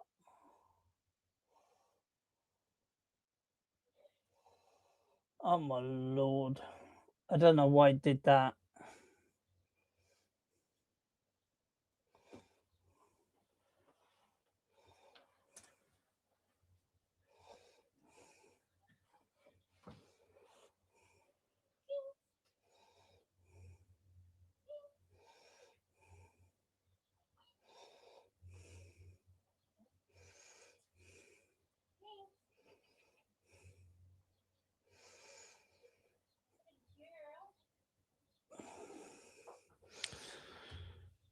But anyway, Man United loses the ball. Sunderland now keeping it, going all the way to the goalkeeper. Xerxes trying to close down, but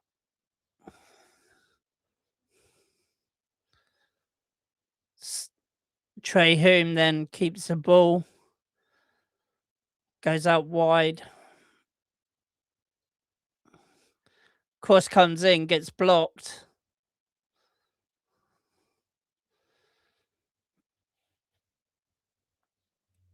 Machieli then with the cross, but comes off a short and goes out for a throw-in.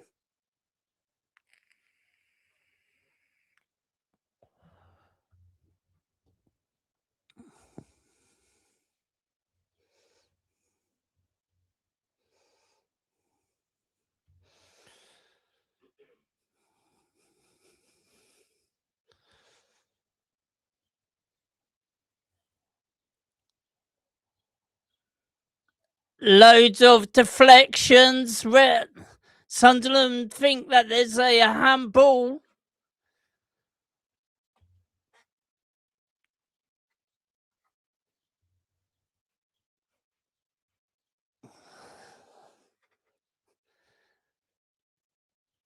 Looks like it came off the shoulder rather than the hand.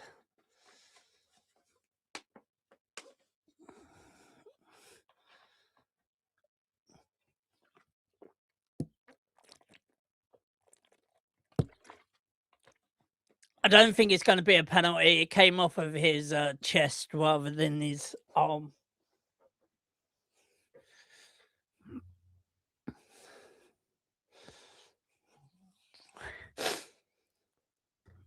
Anyway, Rufy then Xerxes trying to close him down again, but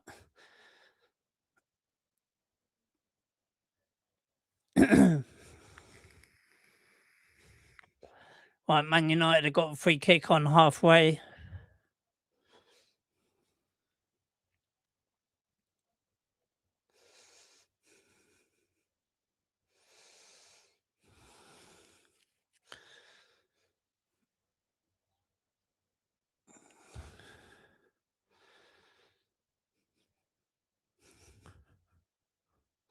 Martinez to Luke Shaw.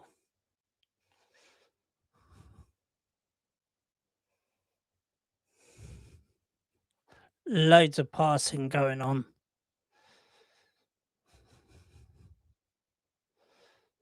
Kobe to Maguire.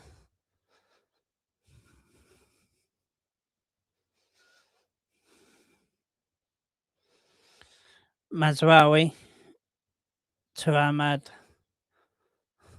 Now Mainu.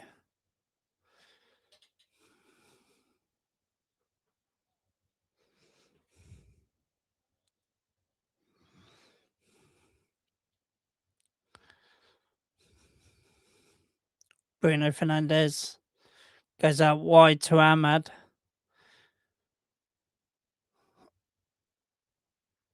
Mazraoui goes forward, but it doesn't.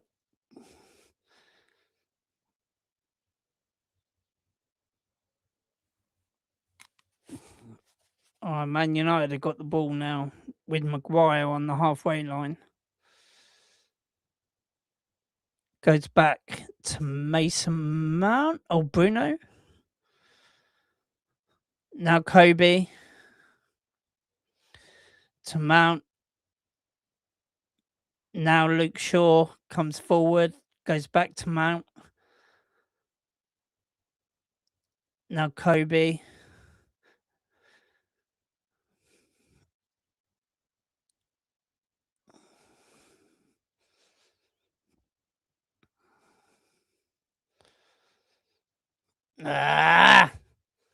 Misplaced pass.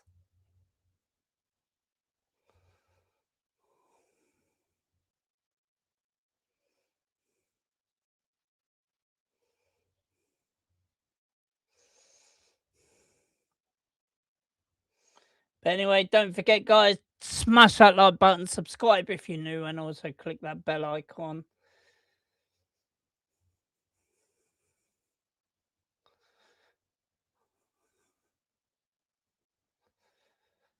Yeah, he is. He is a really dirty player, but like, you know, he's got the quality to go with him.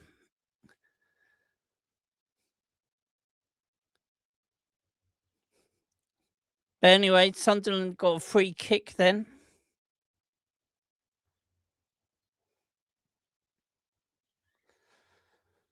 Yeah, we are laying off the press by the look of it.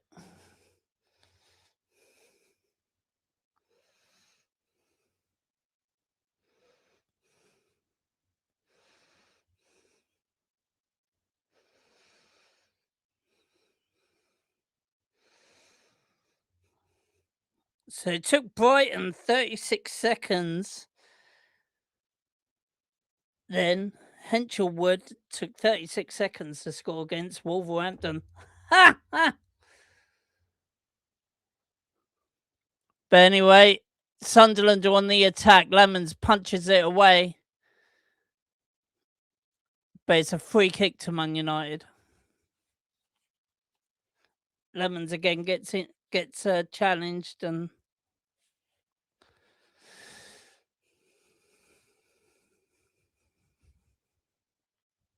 Bobby tries to get on the air.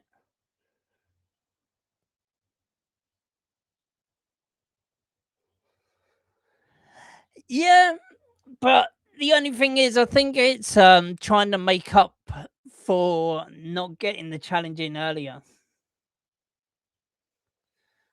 Lamans is a legend in the making. He really is.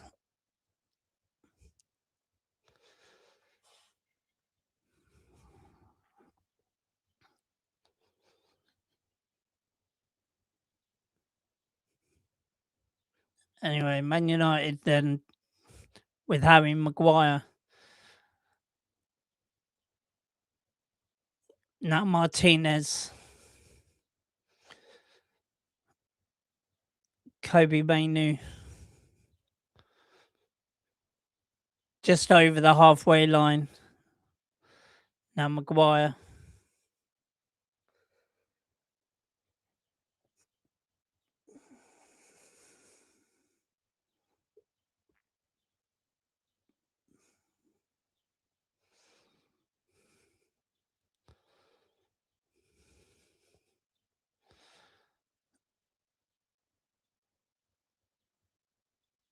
Mason Mount loses the ball.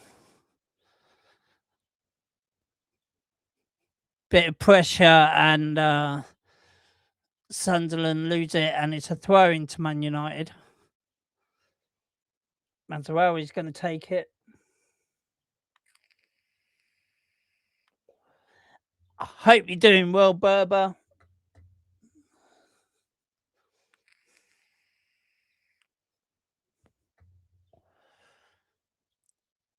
There's a tug on Luke Shaw. It's a free kick to Man United.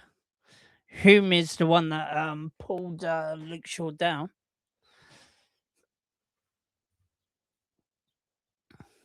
Pulls his shirt. Surely there's got to be a yellow card.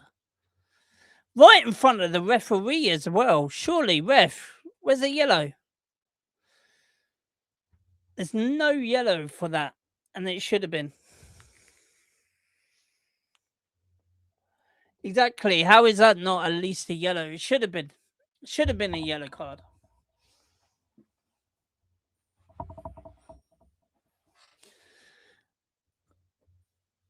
So anyway, Bruno then. And Man United have got the first corner of the game then.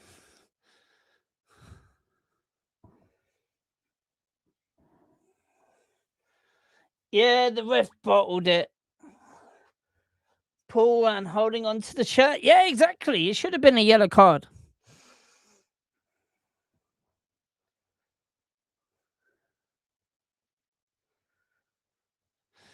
So anyway, Bruno then. He's going to take this corner. Corner comes in. Goes to the back post. And it's another corner to Man United. Maguire's holding his head.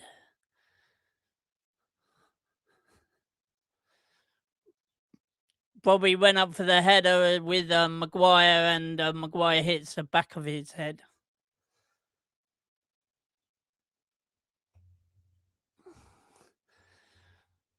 So anyway, Ahmad then, he's going to take the corner on the other side.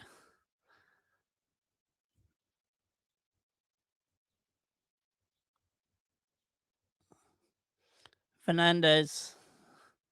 Ahmad tries and goes past his man, but the man just stays there. But Man United winning back quickly. Bruno over to Luke Shaw on that left-hand side. Luke Shaw with a cross in. Oh. And Xerxes with that. Xerxes going backwards, but just goes over the crossbar.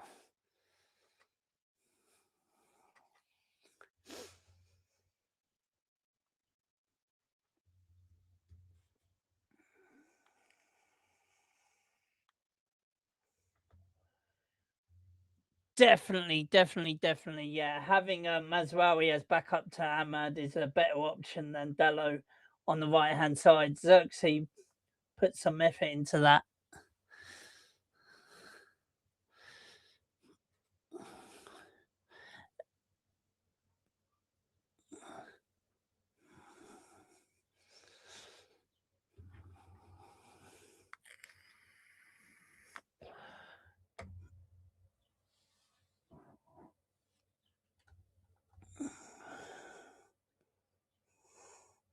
We'll win by.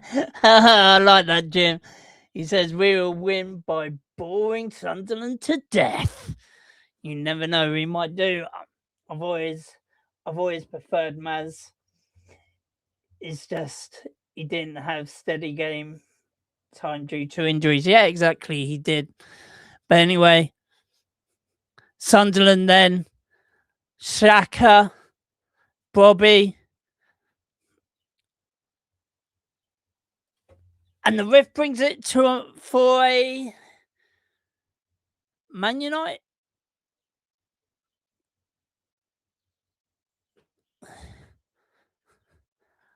Oh, Bobby goes down and he gives a handball. Wow. Did the graphic freeze? Oh, it might have actually.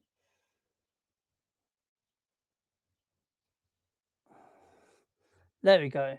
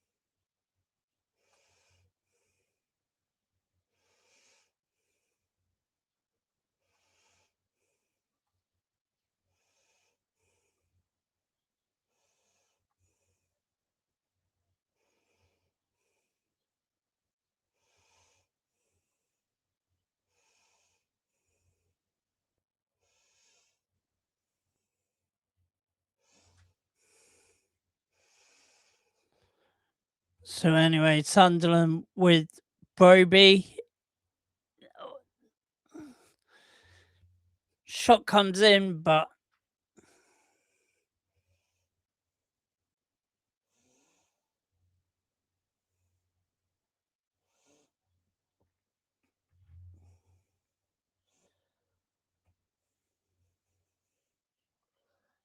yo, watch out, Agile Beast. How you doing? I hope you're well, bro. He said, "What's up, fellas?"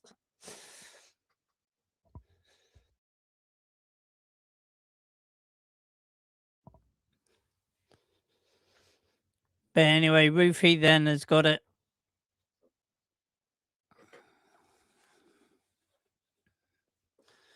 Sunderland on the halfway line.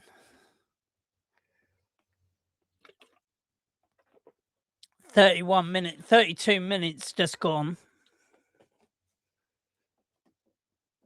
Sunderland ship 4 against Villa. Well, they're doing well against us so far.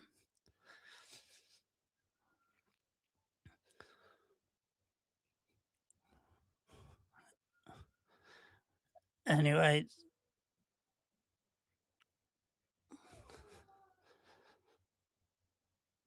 Sunderland cross comes in, gets blocked away.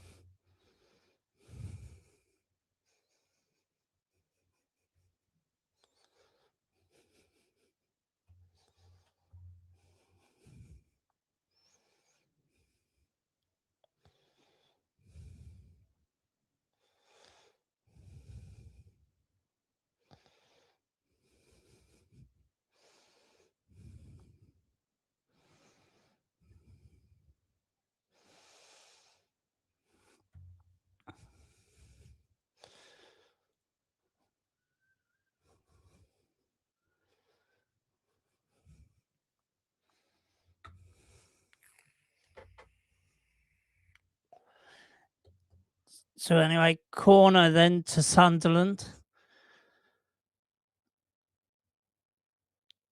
Xerxes wins the header for Manchester United, and Ahmad tries and gets the ball, but instead it's a foul to Sunderland. It's a foul on the Sunderland player.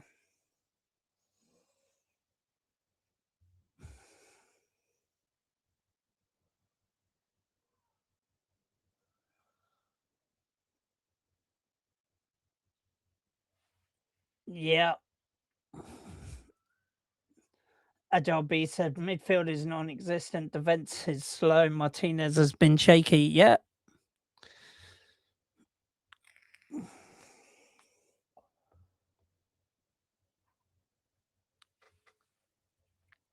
Well, he did nearly handball it, but thankfully he didn't.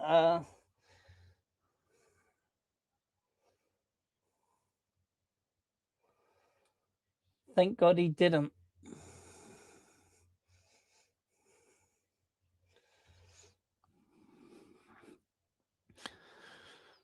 Anyway, Xhaka then with the free kick lofts it up, tries and heads it down.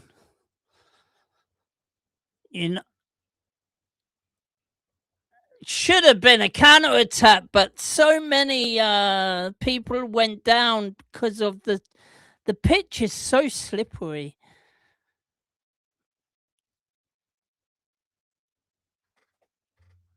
So slippery, the pitch. Ahmad slipping everywhere. Anyway, Broby. Mason Mount, Xerxes keeps the ball to Mazraoui. Now Maguire, but the referee calls.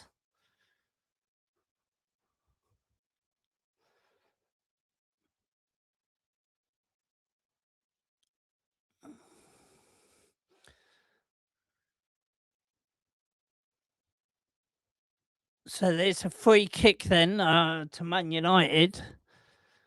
Xerxes got fouled.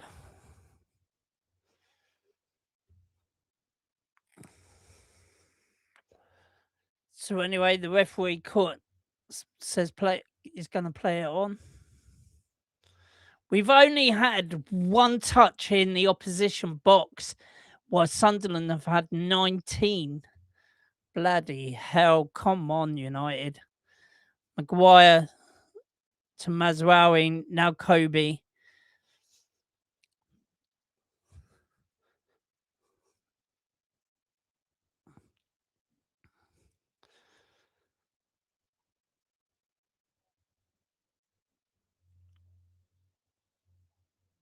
Bruno Fernandes tries and pass it off to Martinez, but misplaced pass.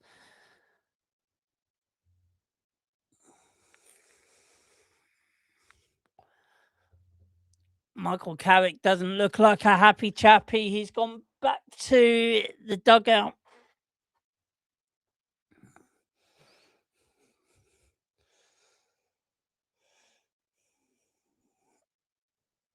Yeah, I think hopefully he's got to go back. He's got to come on in early in the second half if things are not changing. Maybe for Xerxes, because he's not really getting into the game.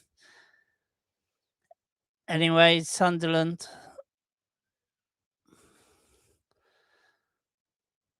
With the ball. Goes out wide.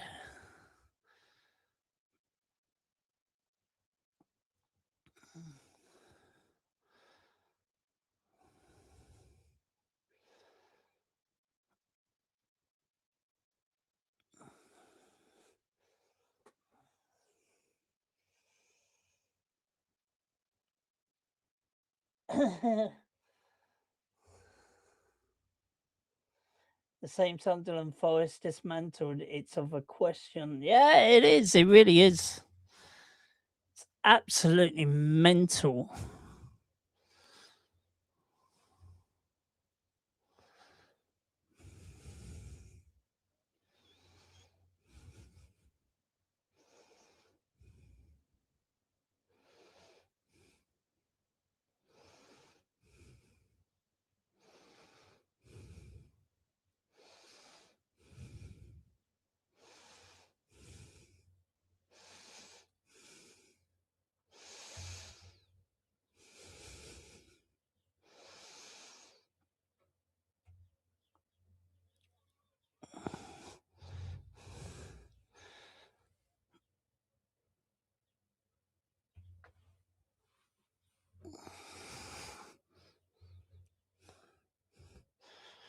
So cross comes in by Luke Shaw, but last ditch challenge there.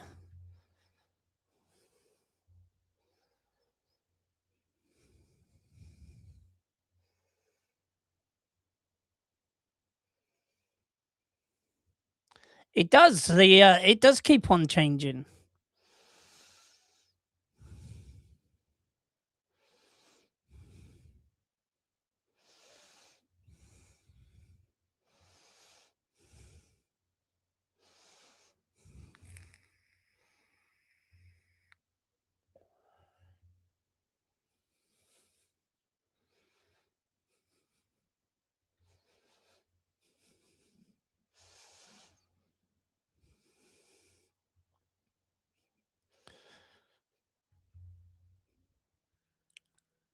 Ahmad.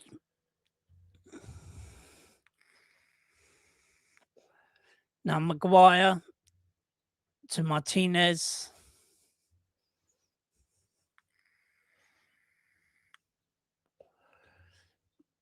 Maguire then comes over the past the halfway line, over to Luke Shaw. Now Mason Mount to Martinez. Xerxes, but it gets crowded out.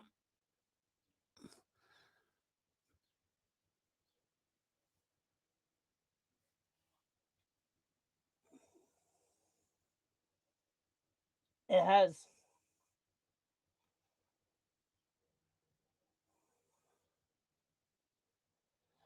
No, it doesn't look like that we are looking like that we're going to score from open play at the moment. But hopefully with a few changes, the one especially at half time, I think we need to take Xerxes off. He hasn't really got into the game.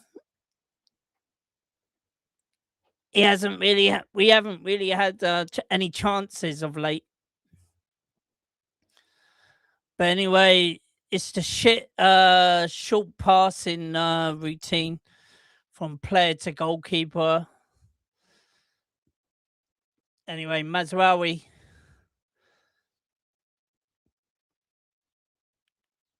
goes over to Ahmad. Ahmad then lays it off to Bruno. Bruno to Xerxes. Xerxes tries and gets it. Goalkeeper goes down.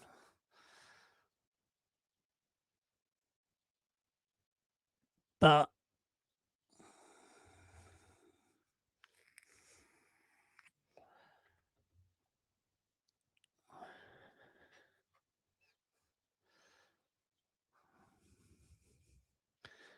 it's a corner then to Man United. Must have taken a nick off the goalkeeper before it went out for a corner. But it looked like it was a goal kick. But anyway, Man United then have got a corner. Ahmad.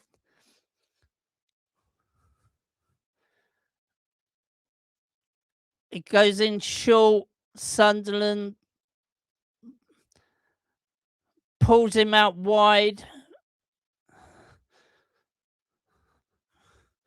Cunha, Fernandes, Mainu, Luke Shaw now with 43 minutes. Maguire to Luke Shaw. Luke Shaw puts it into the box.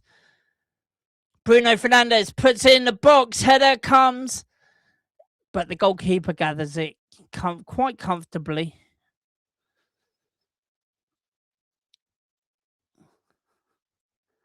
But anyway, Ryan Christie has been sent off on a challenge on...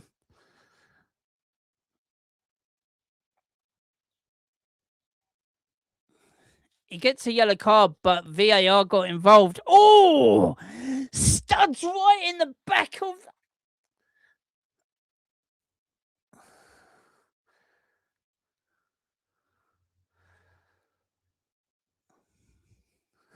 But anyway...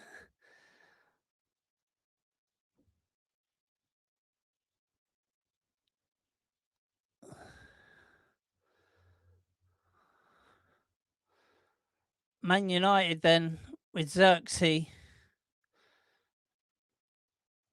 And he goes out for another corner.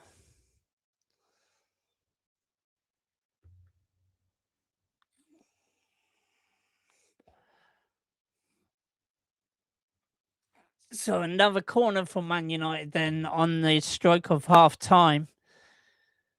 Ahmad with the corner. Cunha, Mainu, Ahmad, but Xhaka's got it and clears it.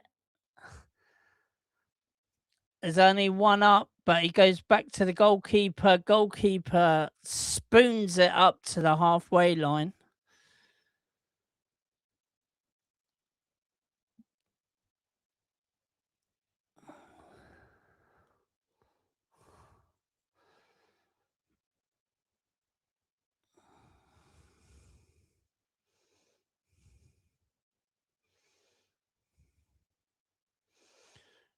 Bobby then goes out wide to Talby.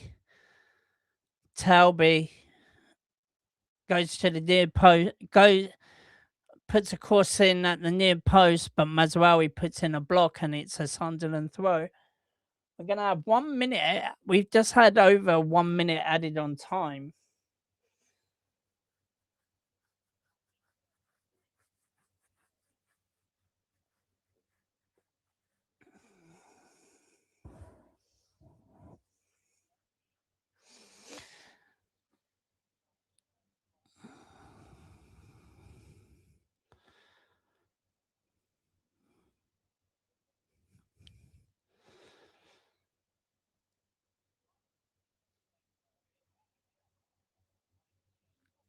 So there's the half-time whistle then. No goals whatsoever. Pretty much all Sunderland in that first half. Sunderland did really well holding up the play against Man United. Should have done more, but obviously changes need to be made. What do you think of the halftime score then? Let me know. What do you think? I just think because of we're using the fringe players, it hasn't done as well as what we should have done. But anyway, I'll be right back, guys. Give me a minute. I'm just going to go loo.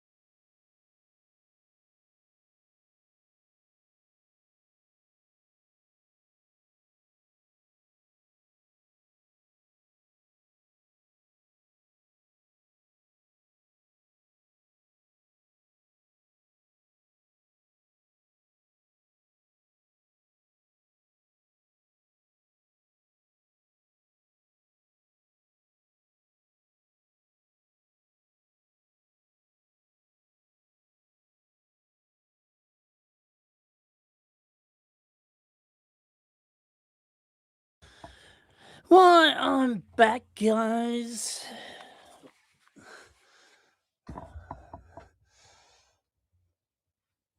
Yeah, Lemons is a massive find for us. Makes a back four look good. Lemons will grow to be one of the best keepers as Agile Beast. He will.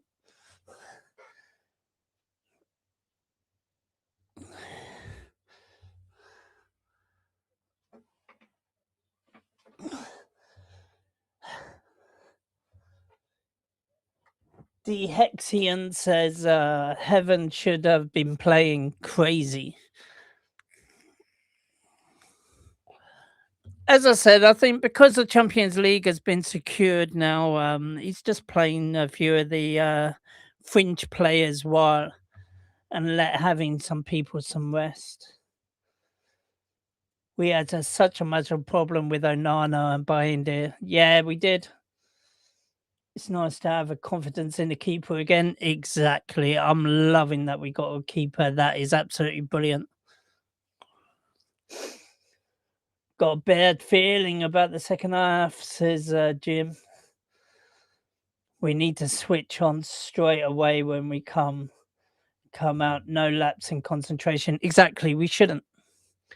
They are saying Lemons is Courtois 2.0. Yeah, but well, I've heard a few people saying that it's a Lemons 2. He's a Courtois 2.0. But let's see what happens.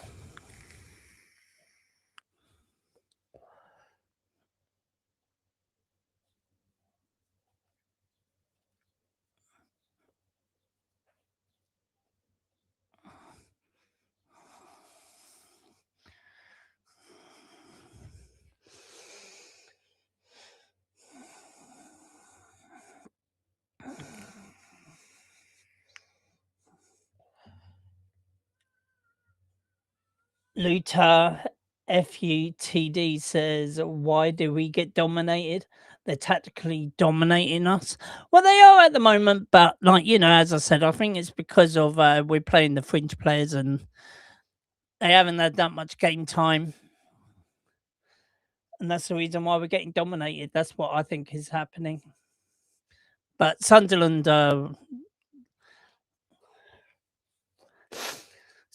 in the second half haven't been great either in recent games. But then we know that Man United definitely isn't. Man United should hope to win every game. Yeah, they should, because that's Manchester United of old. But this is not Manchester United of old. But we're doing a lot better under Carrick, I think. Whereas, there's been a few games in the past where, when we play teams like Sunderland and we've lost, at least Carrick has sort of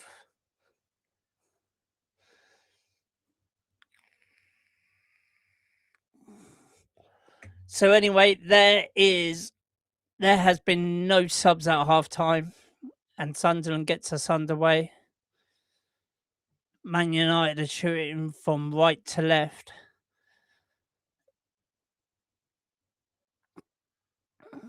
Sunderland then.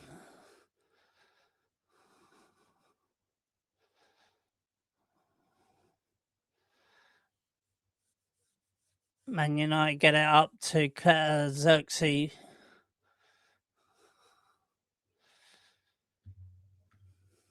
So now Fulham have got a red card as well.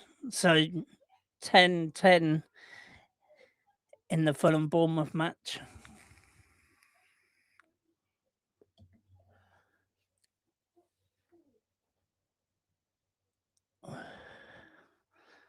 Anyway, Xerxes doesn't win the ball. Ball goes back to the goalkeeper, Sunderland goalkeeper.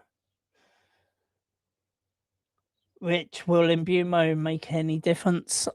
Hopefully he will.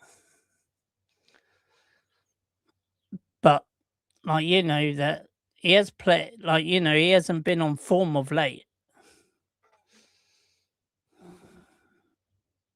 Or he hasn't been scoring the goals of late, but hopefully he can set them up.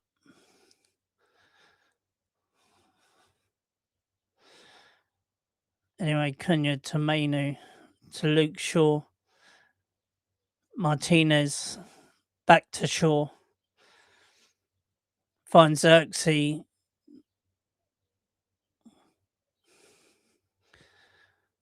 Cunha goes down, and it's a free kick to Man United. Near the halfway line, Lemon shouldn't be looking pretty. We're supposed to be battering them. Well, yeah, we're supposed to be, but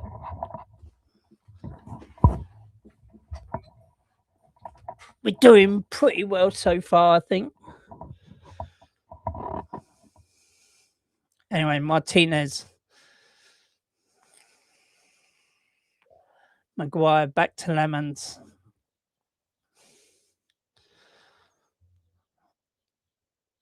Lemons tries and goes long, tries and finds Cunha.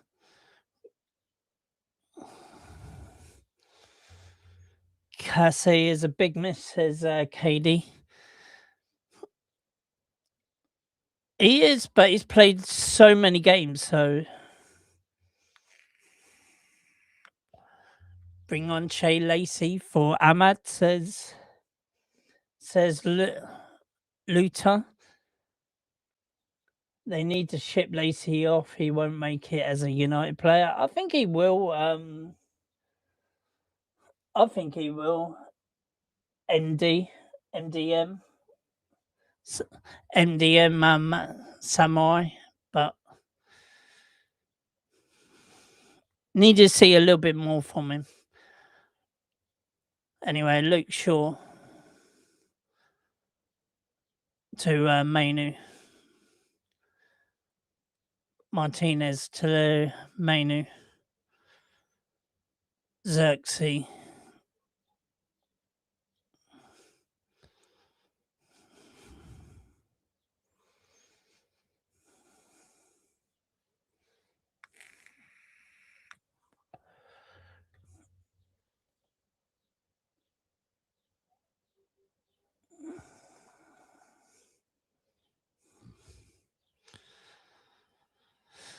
Cunha with the shot, but it's high, wide, and not very handsome.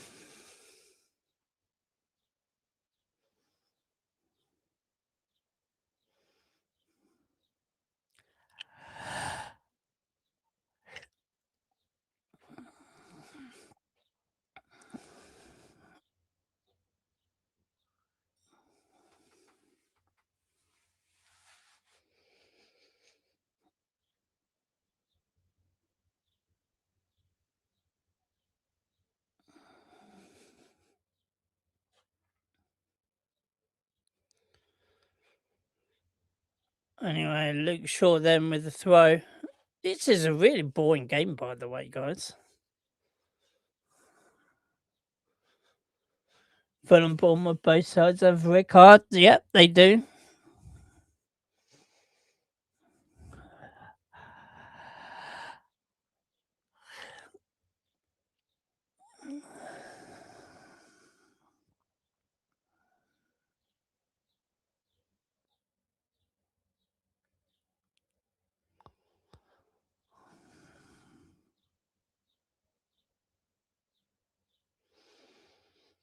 Xerxes lays it off, but doesn't come to anything.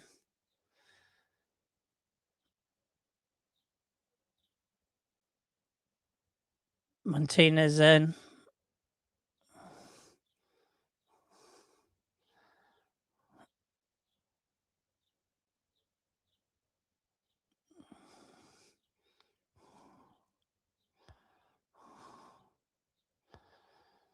Luke Shaw to Cunha. Cunha all the way across goal. Here's Bruno. Bruno gets blocked, but Man United have got a throw in now. Bruno's even asking why wasn't that a corner?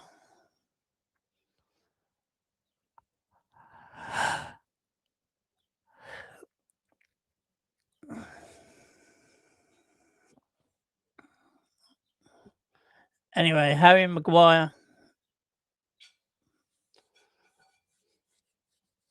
on the halfway line passes it short to Kobe.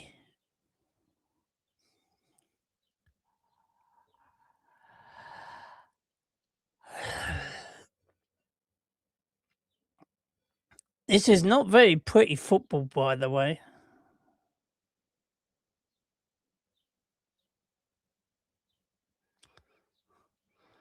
Ahmad puts the ball across goal, but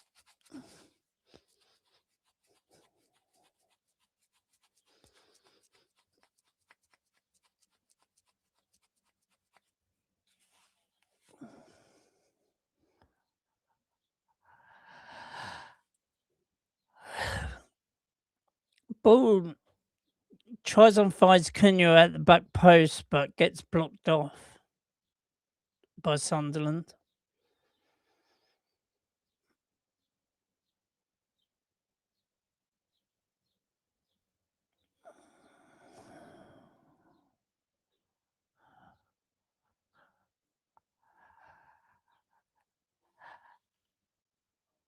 Anyway, Wolves hit the crossbar then.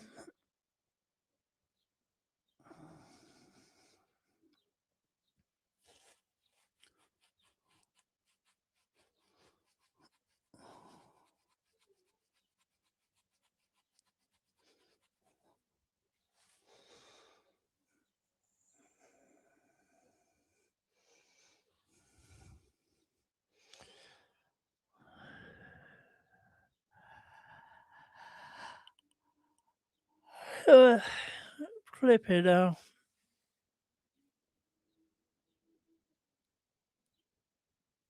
Xhaka plays it out then.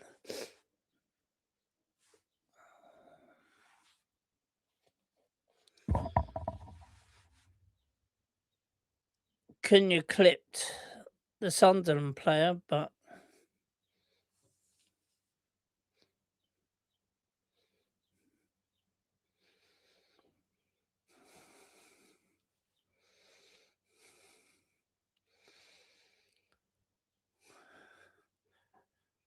anyway, Mason Mount does get a yellow card.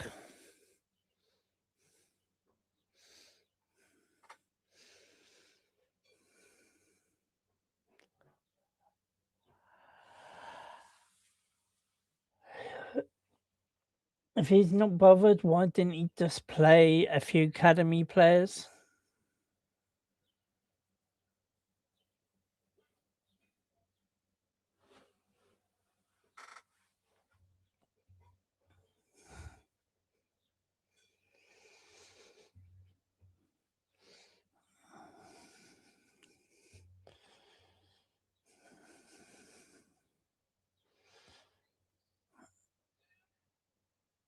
Anyway. Oh, ball gets put in, but no one there on the end of it.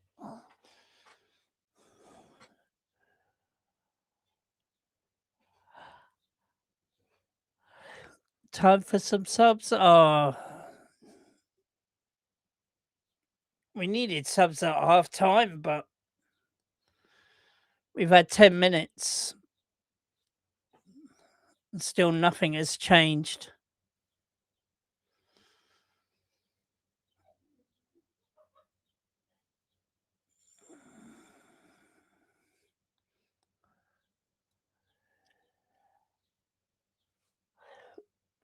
Mount with a deserved yellow.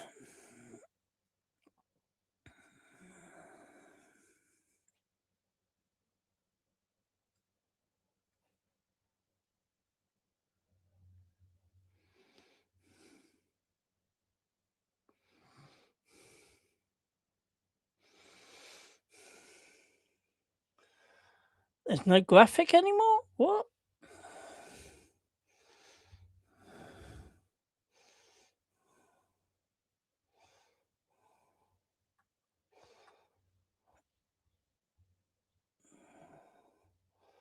I didn't just see that. What the hell happened there? Right.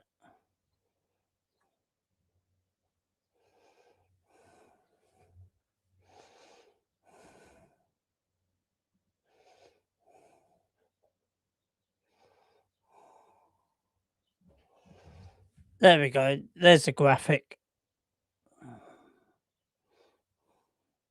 Cheers, bro. Thanks for telling me.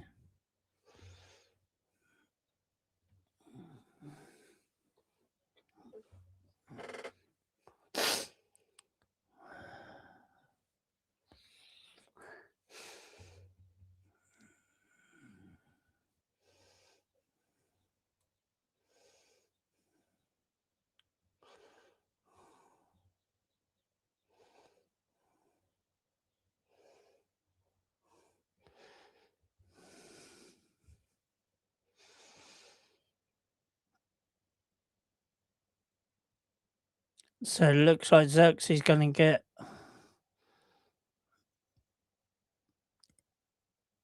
a yellow card when the ball stops.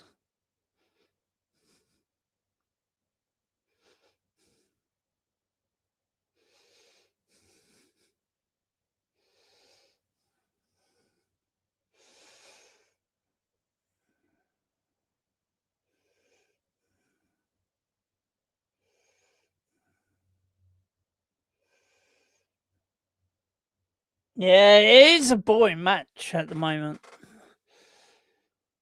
So Xerxes with the drag down. And that was the reason why he gets yellow carded.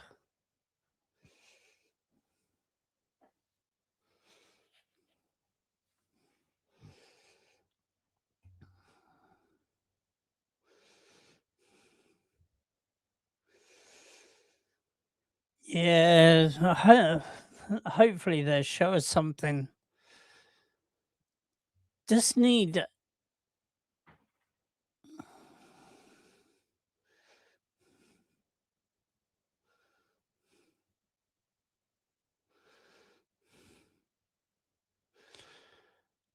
Xhaka then.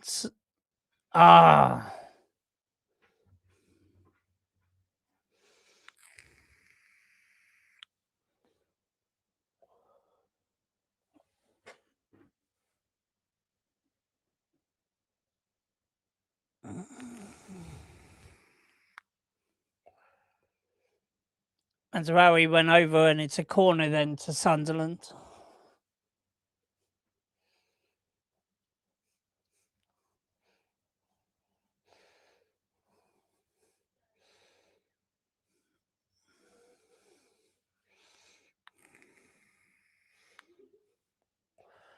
So anyway, Sunderland then have got a corner. Short corner, cross comes in, goes to the far post. Mazraoui comes off of Mazraoui, but it goes out for another corner.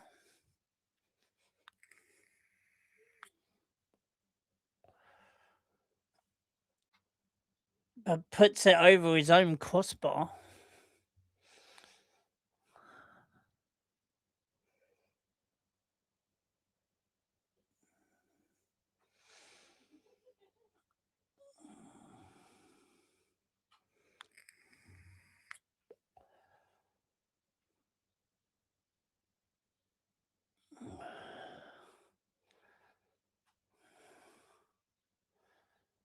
Anyway, United with Bruno to Mazraoui, back to Bruno. Goes short to Mainu.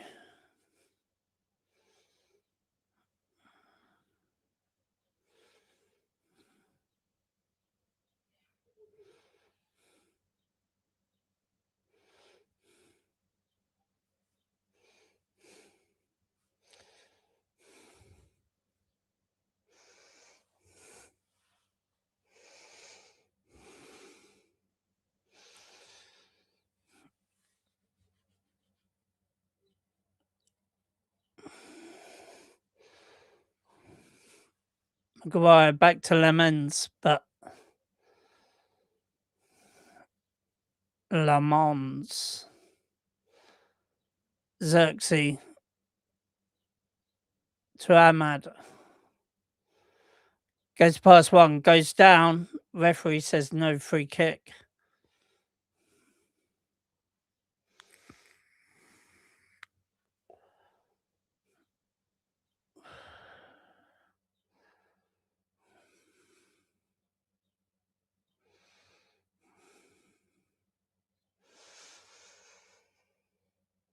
Subs time. At the moment, there's no subs, but hopefully there will be. Xhaka with a shot from distance, but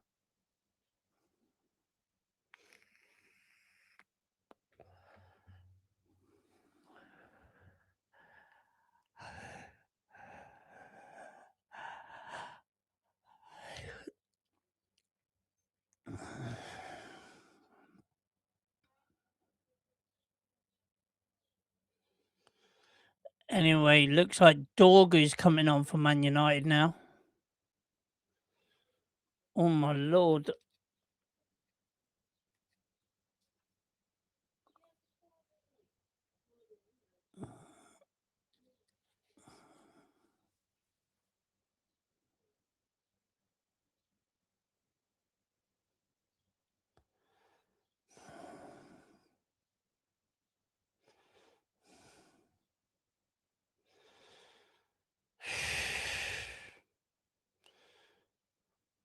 Brian Brobby, but Le Mans with a brilliant save there.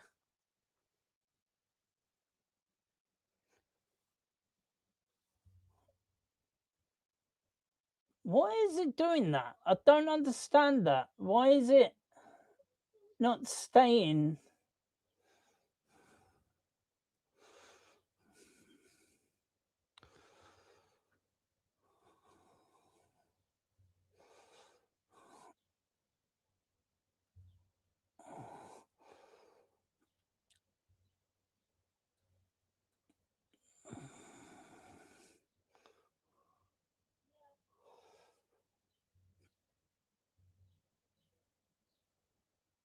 I don't know why it doesn't just stay there.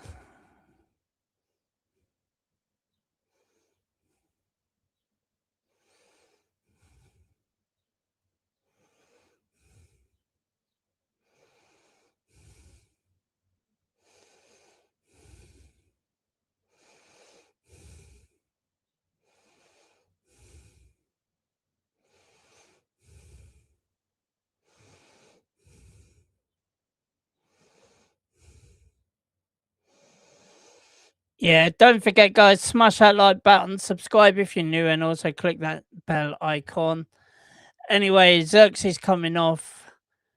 Cunha's going to go up front. Dorgu is going to he's come on for Dorgu.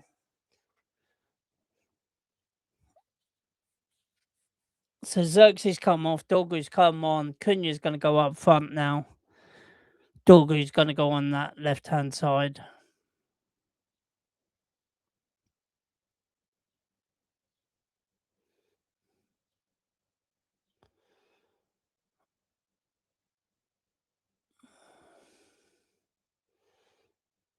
So Martínez then tries and finds Dorgu, but Schroeder trying to cheer on the Dorgu for Xerxes. Yep.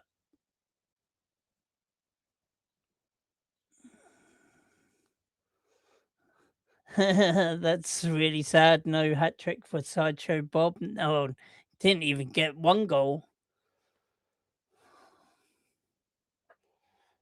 let alone a hat trick.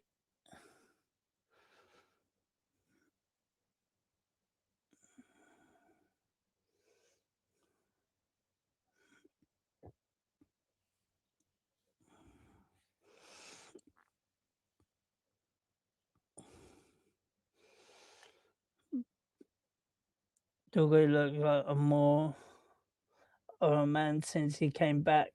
Looks physically stronger. He does look physically stronger. He looks a business, but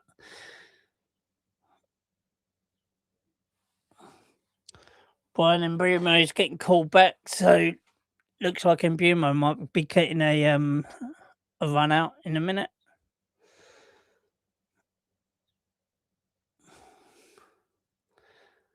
But anyway, Maguire tries to find Ahmad. Ronaldo with a tackle goes out for a Man United throw.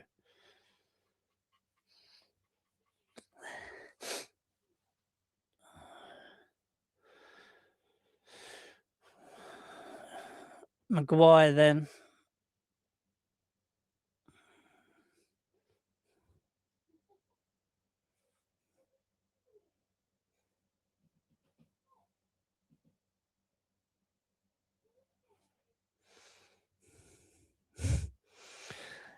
Oh, dear me. Dorgu's going to be a beast like Adama, but without the lotion.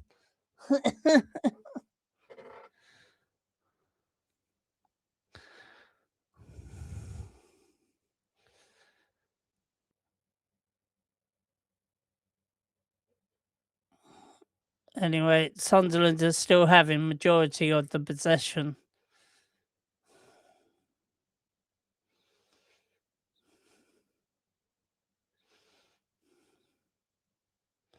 Siddiqui.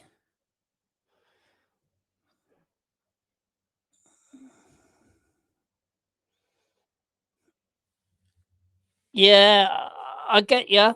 Anyway, Man United. Cunha. Ahmad. Cunha. To Mount. Fernandes gets the ball back. Now Ahmad.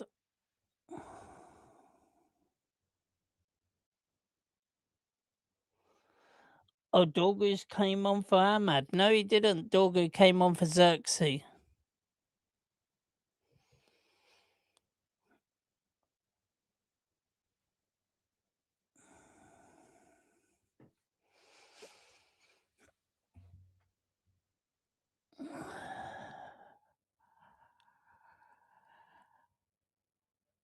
Well, we're using some of our French players. That's why you're saying that there's zero possession by Carrick. If he had if he had his full squad out, I think you would see a different score line.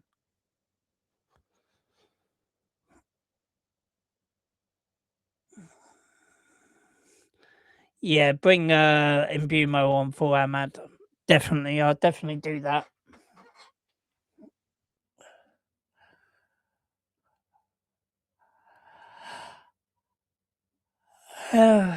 Flipping now.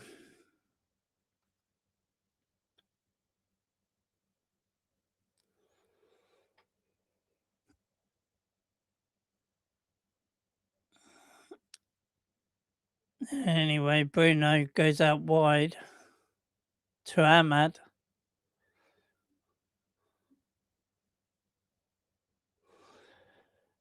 Yeah, I am bored. This is really bored. I'm yawning like a mofo over here.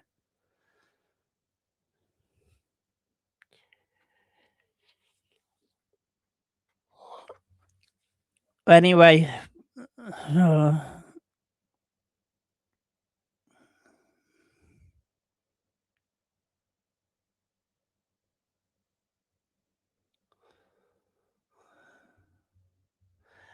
Mo knows history. Yep.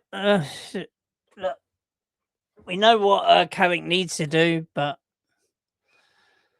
as I said, I think he's given most of the fringe players a good run out.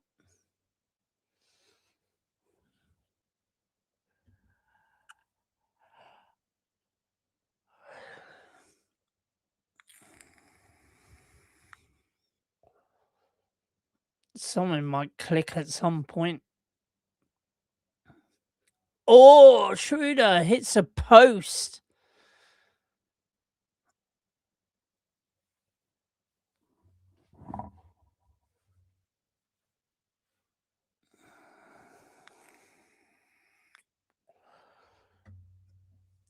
Sunderland now to Broby. Lefay. Lefay goes down, but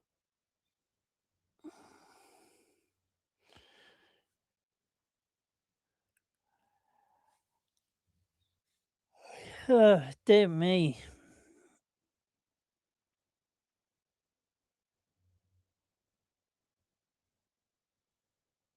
No, it's not enough an excuse, but as I said, I just think with Casemiro and with the Sesko injury and Casemiro as well, I just think they're saving Casemiro for the final game. And they're just using their fringe players.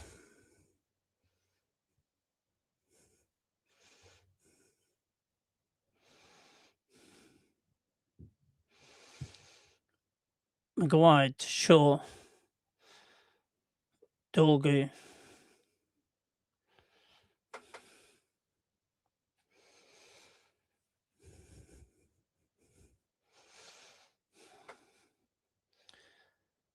Talby.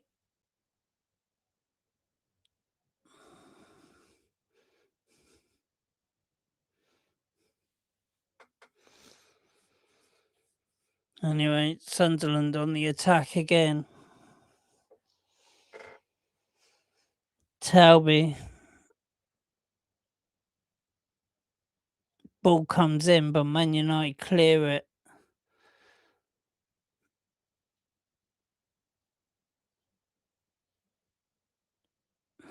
Sunderland then come in on the attack.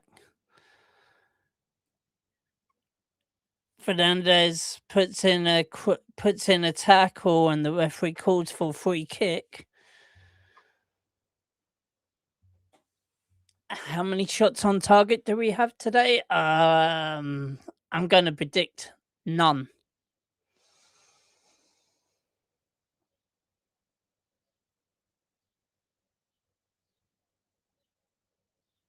I don't think. Yeah, I was going to say 6 shots, 0 on target, but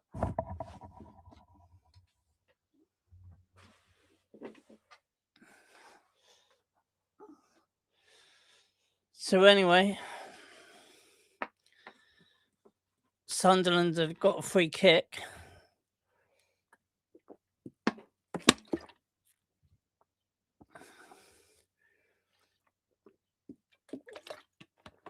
Here's the free kick. Comes.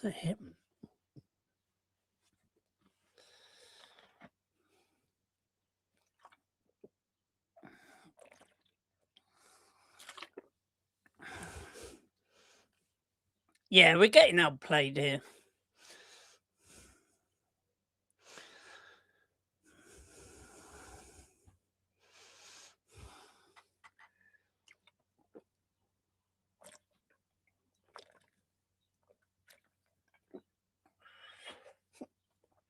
Anyway, Ahmad is coming off and Bumo coming on.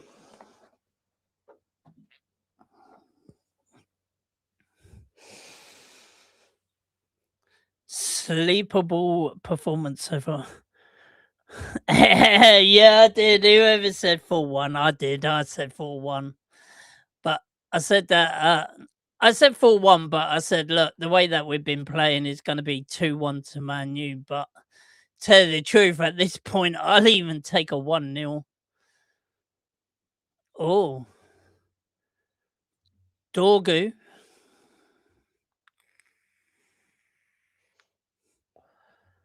And it's going to be a corner. Shaw is on his feet, but he is limping a lot. Very late tackle on Shaw.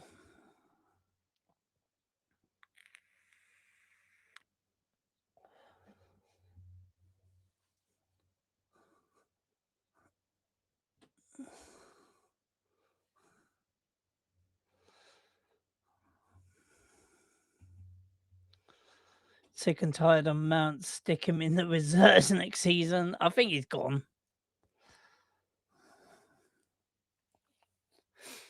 But anyway, corner then by Bruno. Right underneath the goalkeeper. Mount. Bruno. To Luke Shaw. Luke Shaw all the way across goal, but comes to Bruno. Bruno then. To Cunha. Cunha takes a shot, gets a deflect. But now in Bumo.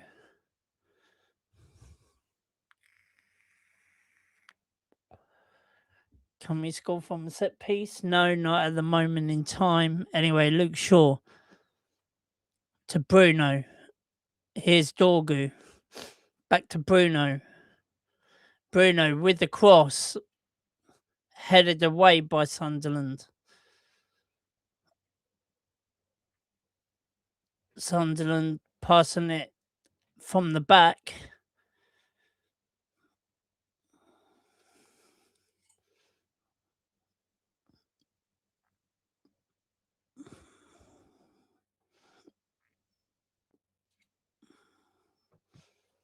Anyway, Sunderland still get it. Plays it well to that halfway line. They're going up onto that left-hand side, of their left-hand side.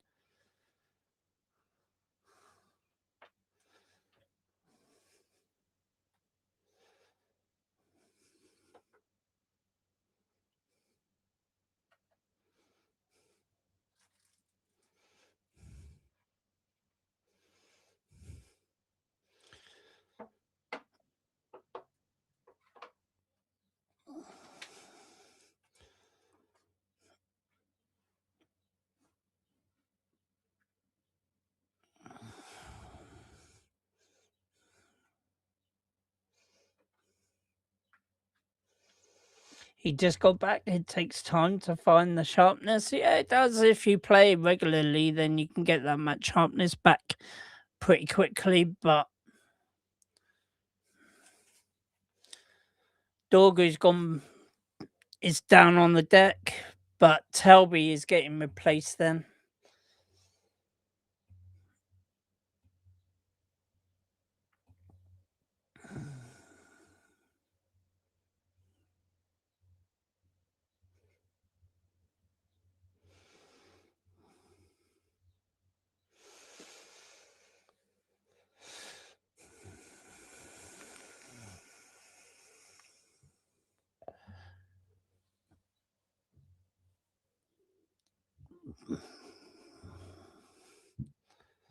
Anyway, Luke Shaw, then Martinez to Mainu, to Shaw, back to Mainu. Goes back to Lemons.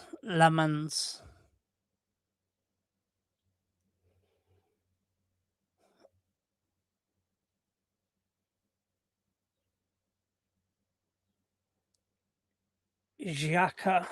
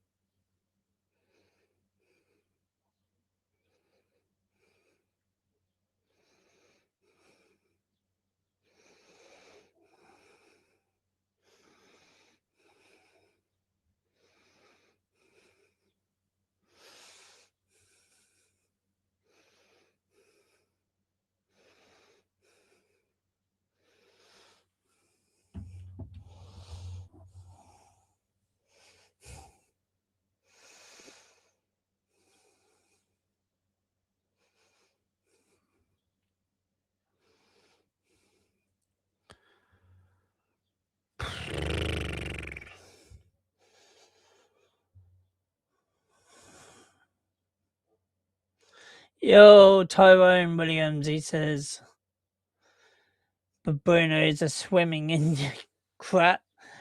I can't blame him.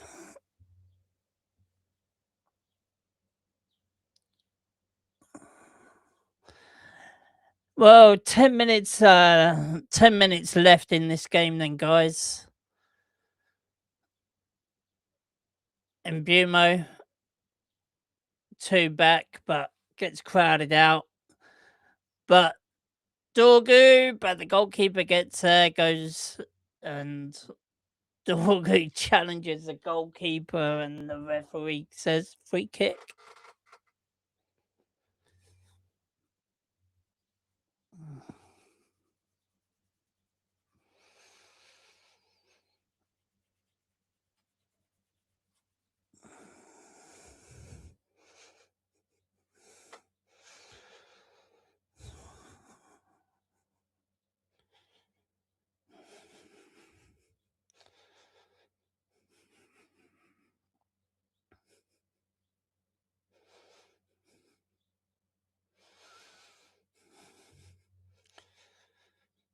We need to win this game. If, like, you know, win it for us fans, guys. Literally, that guy, he needs to get a haircut. Is he going to get a haircut? He needs to get... We haven't won 5 games in a row. But anyway, Sunderland then on the attack. Xhaka wrestling with Shaw, but the referee pulls it back for a free kick. Bobby is absolutely outraged with the referee.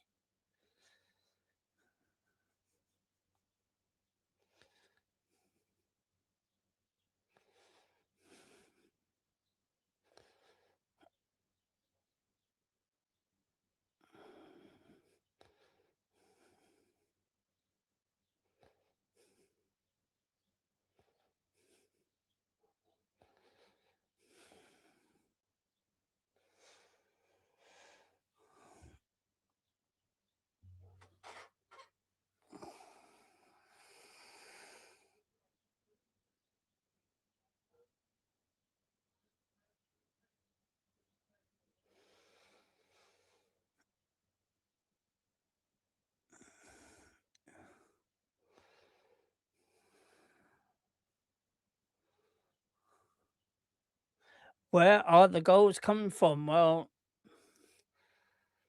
nowhere at the moment, because we haven't even had a shot on target. Anyway, Mount over to Mbumo. Mbumo then going to take on his man. He does. Cross comes in. It's deep. Goes all the way across. The whistle goes. Apparently it goes out of play and then comes back in.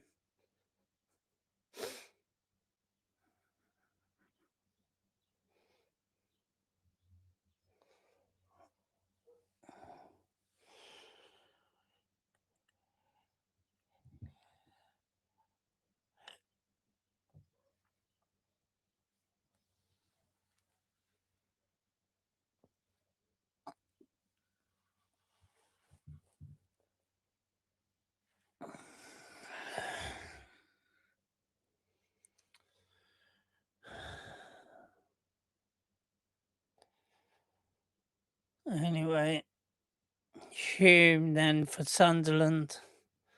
Goes for the shot, but it is blocked by Maguire.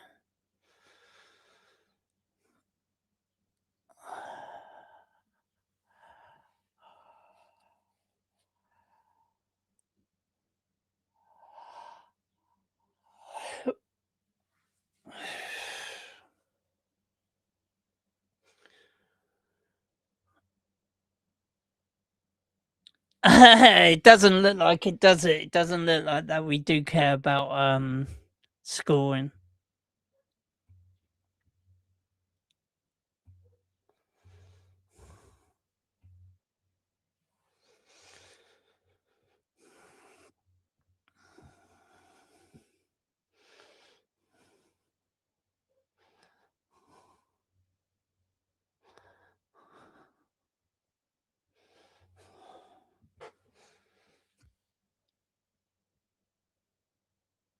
Yeah, we will find out next season. But as I said, like, I think it's because of, like, we're playing our fringe players.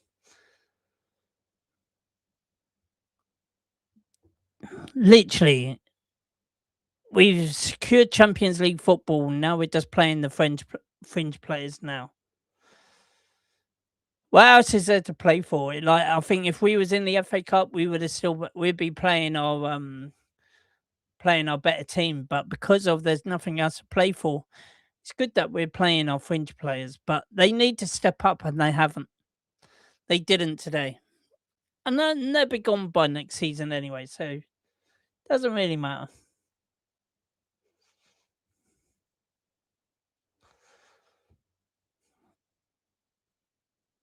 Yeah, it's very boring, very tiring, and we've only got 4 minutes left of play then.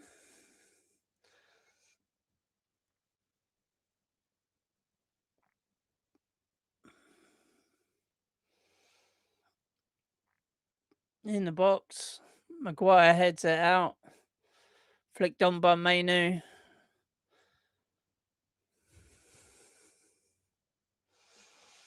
Jealous of how Brighton are scoring? Yeah, well, they're not really playing a decent team now, are they? They're playing a relegated team in Wolverhampton, so...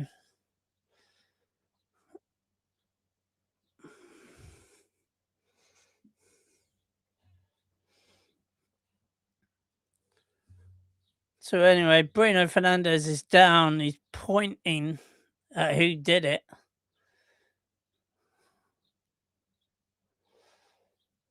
He's caught in the face by a flailing arm, but...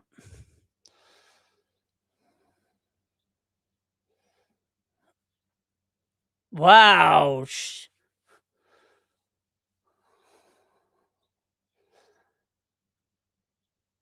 That could be a red card, because he did actually go towards him with that elbow. You see, with the elbow, he comes in, and he flicks it out. That's a red. If that's not a red, I don't know what is anymore. But he flicked it.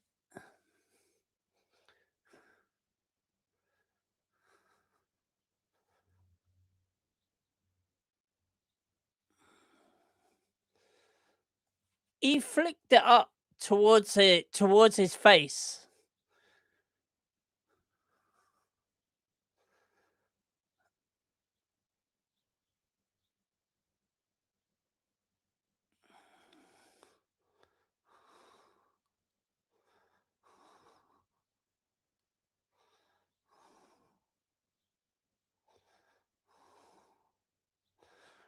Wow.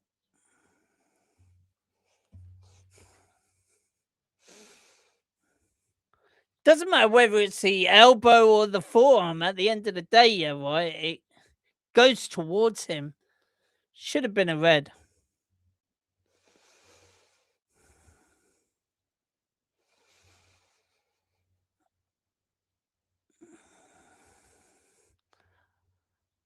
I would have thought that would have been a red card. I've seen red cards given less for that.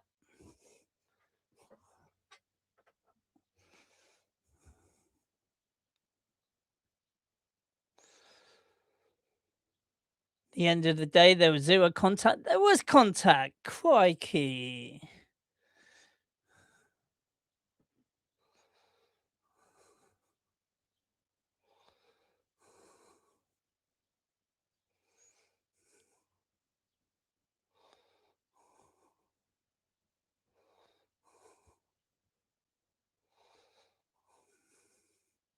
It looked pretty deliberate to me.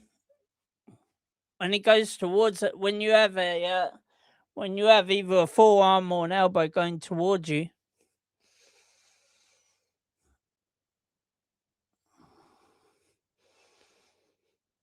Anyway, Luke Shaw to Cunha. Now Mainu to Maguire to Martinez. Back to Mainu.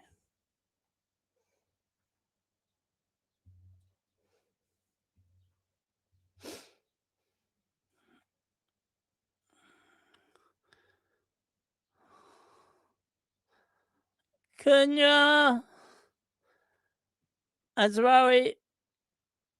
Two players are down in the box.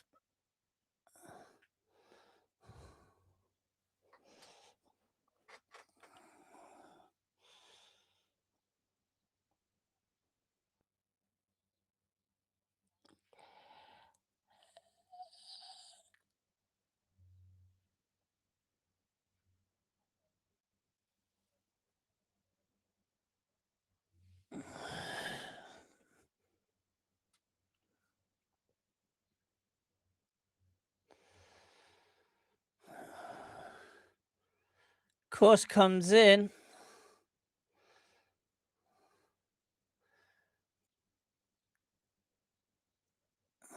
It's going to be 4 minutes added on time.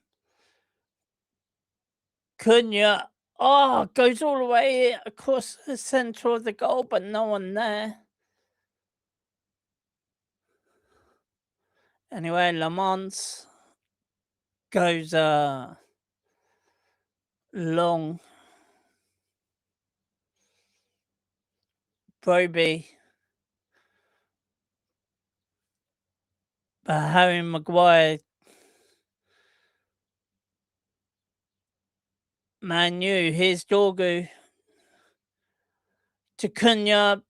Saved, hit.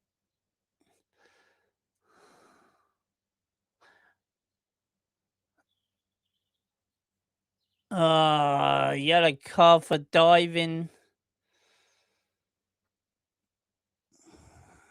How did he miss that? Haven't got a clue.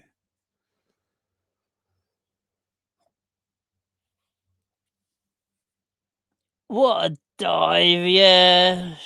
Goes down.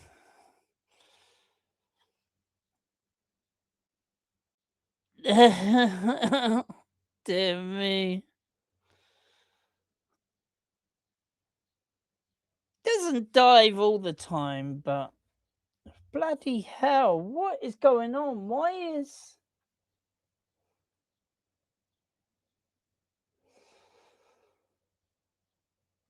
I don't know why it's doing that. Why is it not showing all of it?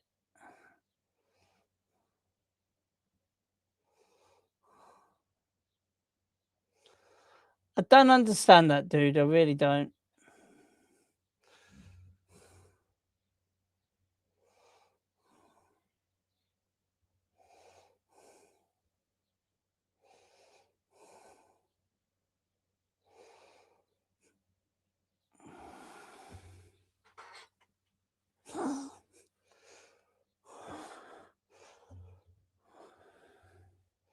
So anyway, there's a corner then.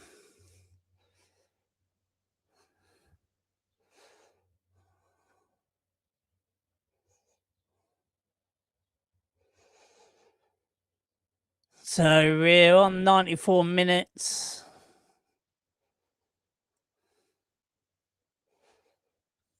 But it looks like it's full time anyway. 0-0. It's going to end up 0-0 anyway. Corner comes in. Shot by Mbumo. Blocked away. But that's the last. That's it. It was finished 0-0. Sunderland versus Man United 0-0.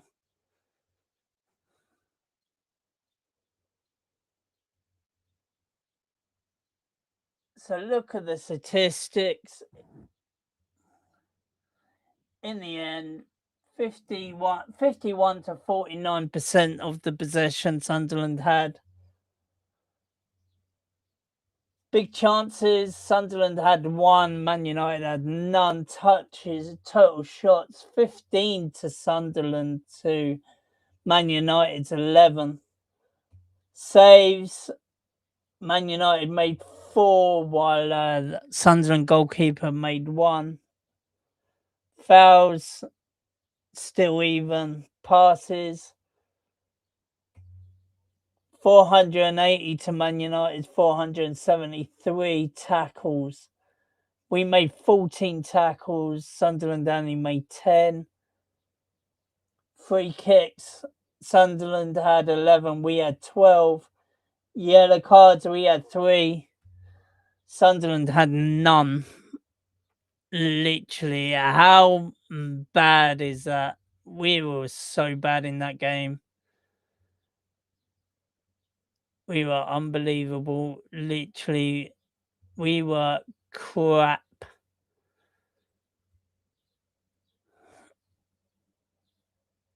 But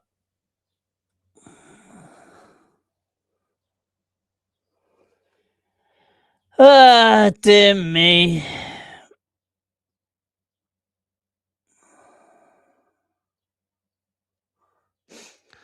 We were just absolutely bad in basically from minute 1 we was just absolutely barbaric. But what a waste of my time. Well, you could watch paint dry quicker than watching that crap. I tell you, it was really shite.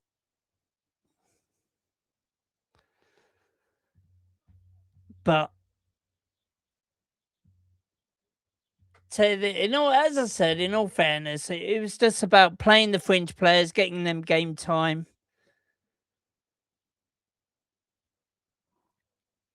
There should have been a lot better. It should have been a lot better football, really. Like, Xerxes, Xerxes should have done better. Mount should have done better. Ahmad should have done better. It was just lackluster from Man United, really, all the way through. So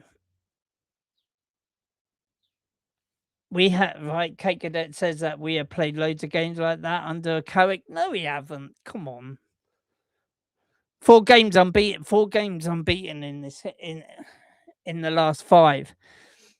And then we go and draw against Sunderland. So, tell you the truth, it's been all right. As I said, it was, we got Champions League football, playing the French players, getting them game time ready for putting them in the shop window. That's what it was today. But the players didn't take their chances. it was a very lackluster performance. Should have done better. On to the next one.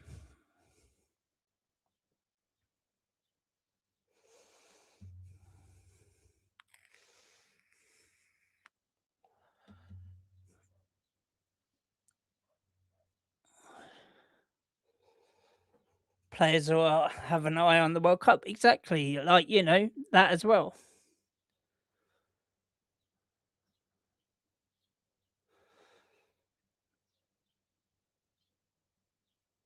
Yeah, free cycle more like. Yeah, probably is like, especially with Xerxes, Mount.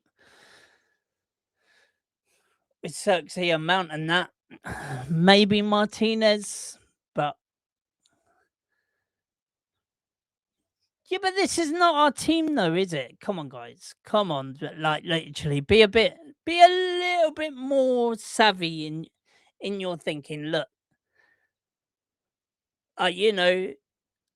We had a lot of fringe players. We didn't have our best squad out there today. Plus also two of them were injured. So come on, give Carrick some credit.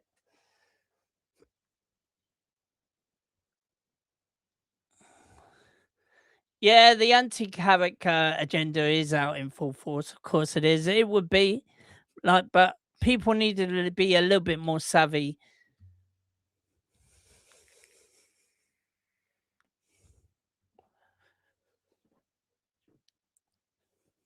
I think. Do you know what? You're right. You're saying that 4 players isn't going to be enough in the sum of a cake. Tell you the truth, if it's just the right 4, I think we'd be okay to in the Champions League. We'd do all right. I don't think we're that far off as what you think, but could be wrong. But we need game changers, and that's the thing. We didn't have any game changers today. We were as I said, we were playing pretty much most of our fringe players and people that need game time. Like, look, there was no Heaven, there was no Sesko, there was no Carrick. Casemiro, sorry.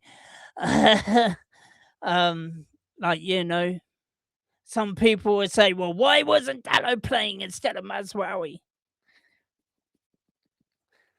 You know what I mean? But